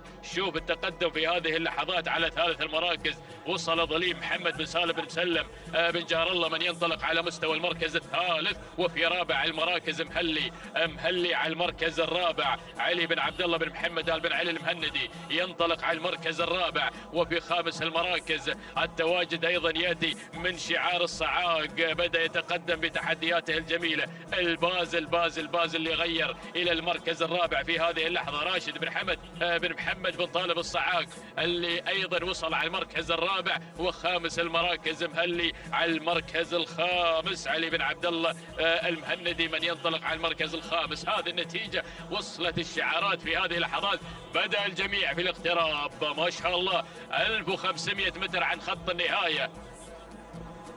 شوف الأسماء القادمة مشاهدينا الأعزاء، بدأ الاندفاع مشاهدينا الكرام إلى دائرة الندى، ولكن شاهين في مقدمة الشوط ينفرد بالمركز الأول حتى هذه اللحظة، ينطلق أيضا بتحدياته الجميلة بنجومية ولا أروع في مقدمة الشوط في هذا الأداء الجميل وفي هذا الشكل المميز. هذا هو شاهين مشاهدينا الكرام من ينطلق في صدارة الشوط. علي بن راشد المريزيق من يقدم تحديات البداية، من يدفع بصدارة الشوط مع شاهين في هذا الانطلاق المميز والجميل. بينما النقلة مع المركز الثاني بن خزينة يتواجد مع سراب حمد بن محمد بن خزينة المري ينطلق على المركز الثاني. وثالث المراكز يقترب في هذه اللحظات ظليم محمد بن سالم بن مسلم بن جار الله من يقدم تحديات المركز الثالث. والصعاق قادم مع الباز اللي يحلق في سماء ميدان الشحانية. يصل الباز راشد بن حمد بن محمد بن طالب الصعاق المركز الخامس، اسم جديد انضم في هذه اللحظات. وصل مدوخ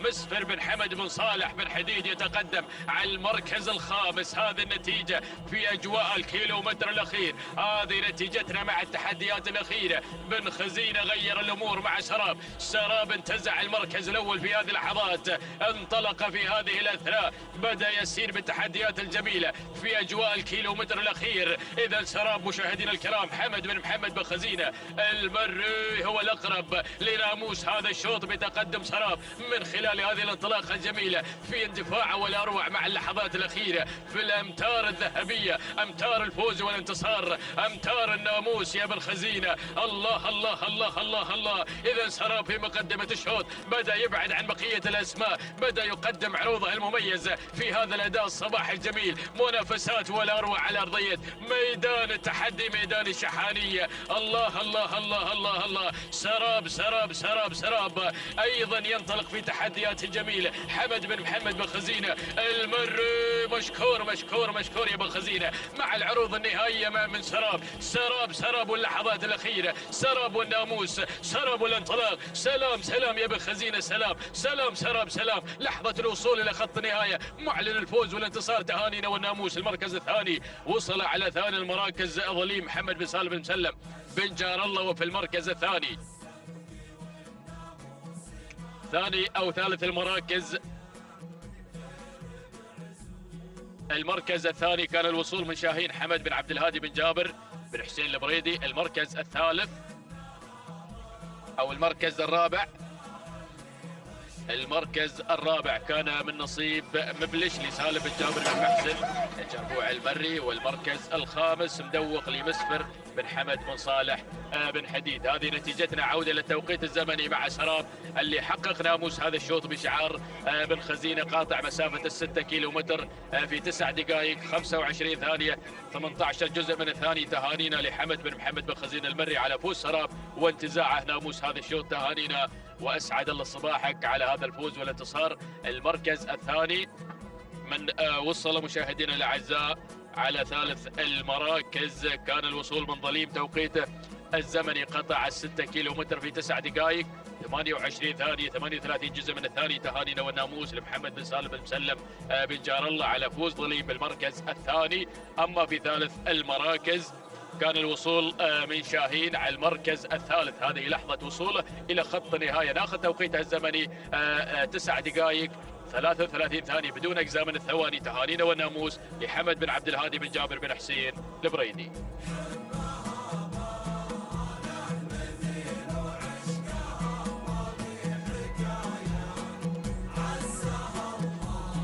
بسم الله الرحمن الرحيم. أيها الحفل الكريم، مشاهدينا متابعينا الكرام، أسعد الله صباحكم وجميع أوقاتكم بكل خير ومحبة وسلام.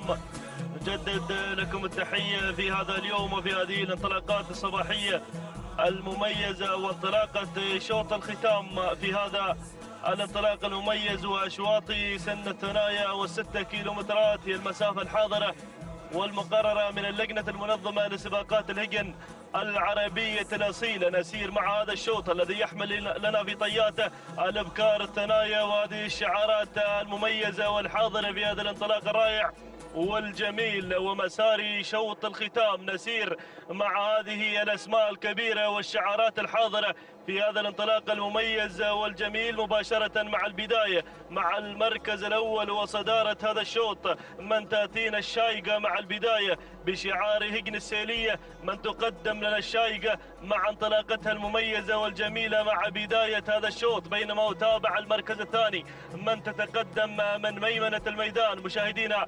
متابعينا الكرام، التي أيضا تسير بتحدياتها المميزة والجميلة مع انطلاقة المركز الثاني. يتابع هناك أيضا من تتقدم في هذا الانطلاق المميز والجميل وتتسلل نحو المركز الأول في هذا الانطلاق المميز والرائع.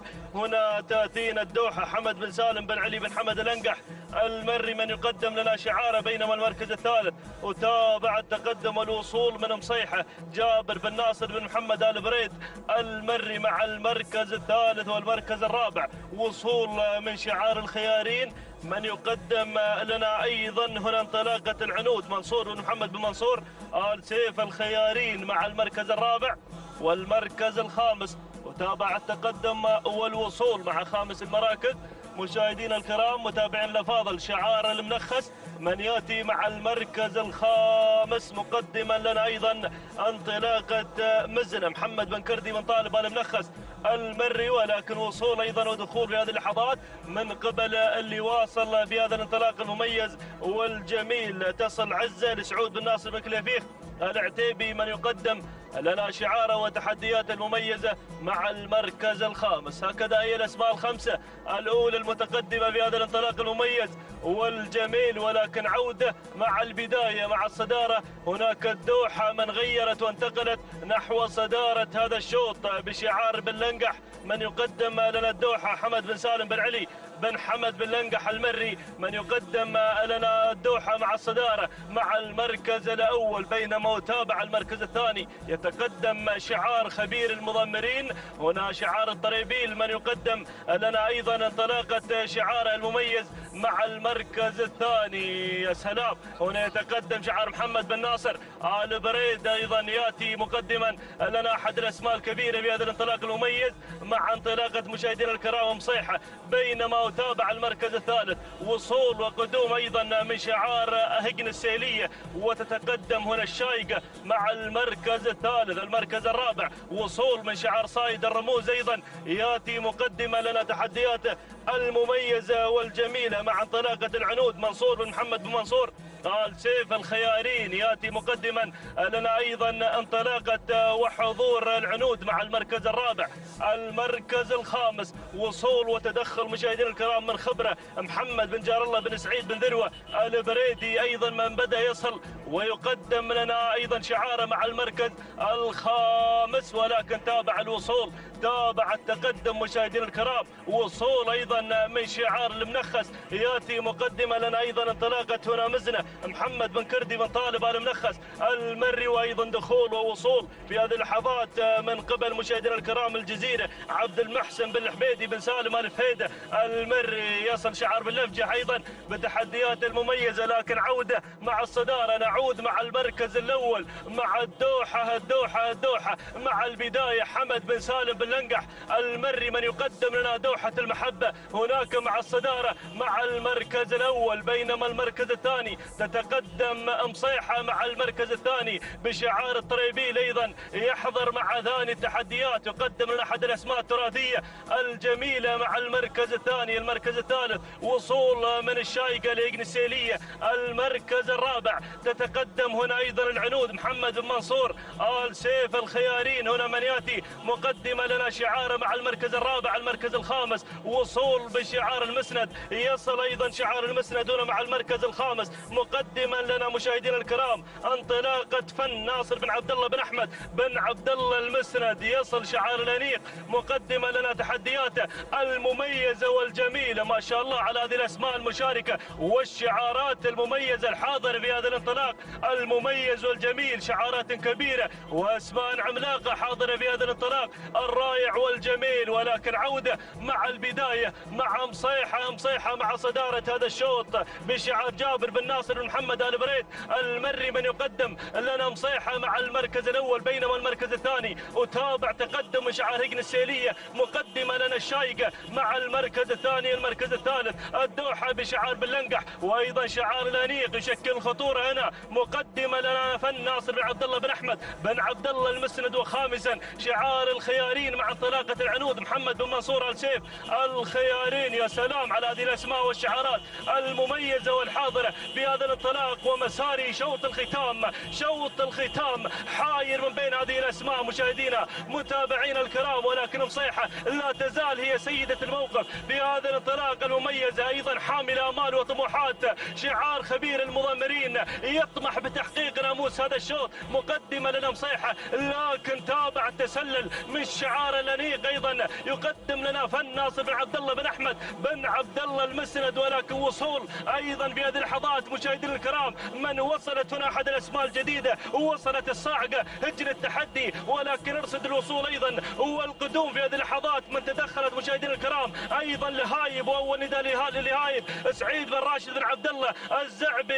يصل الزعبي أيضا بتحديات المميزة، مقدمة لنا شعارها الجميل مع المركز الثالث، وأيضا من ميمنة الميدان. يا سلام شعار العطية من تدخل دخول مفاجئ في هذه اللحظات، مقدمة لنا الوضيحية خليفة بن حمد بن خليفة العطية. يصل مقدمة لنا تحديات المميزة والرائعة، وأيضا المغامر من يتابع هذا الشعار. المركز الرابع وصول مشاهدينا الكرام أيضا وقدوم في هذه اللحظات من وصلت مع المركز الرابع. ارصد التقدم والوصول وصلت هنا ثمينة. عمر بن سالم بن حمد الهولي النعيمي يصل النعيمي أيضا في أول ظهور وأول نداء، وأيضا اسم جديد مشاهدينا الكرام ينضم بهذه اللحظات. وصلت هنا سحابة حسن بن حمد بن راشد بن جفال النعيمي، ولكن عودة مع الصدارة مع المركز الأول. شعار الجريان يقدم لنا تحدياته مع الوضيحية. خليفة بن حمد بن خليفة العطية مع الصدارة، والزعبي يقدم لنا أيضا انطلاقة وحضور مشاهدينا الكرام. هنا نهايب سعيد بن راشد بن عبد الله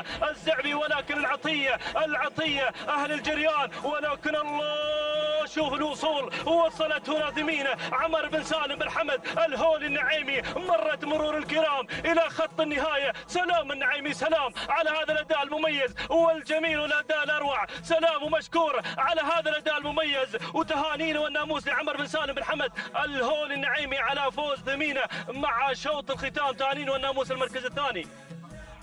وصلت مشاهدينا الكرام لضحية خليفة بن حمد بن خليفة العطية والمركز الثالث.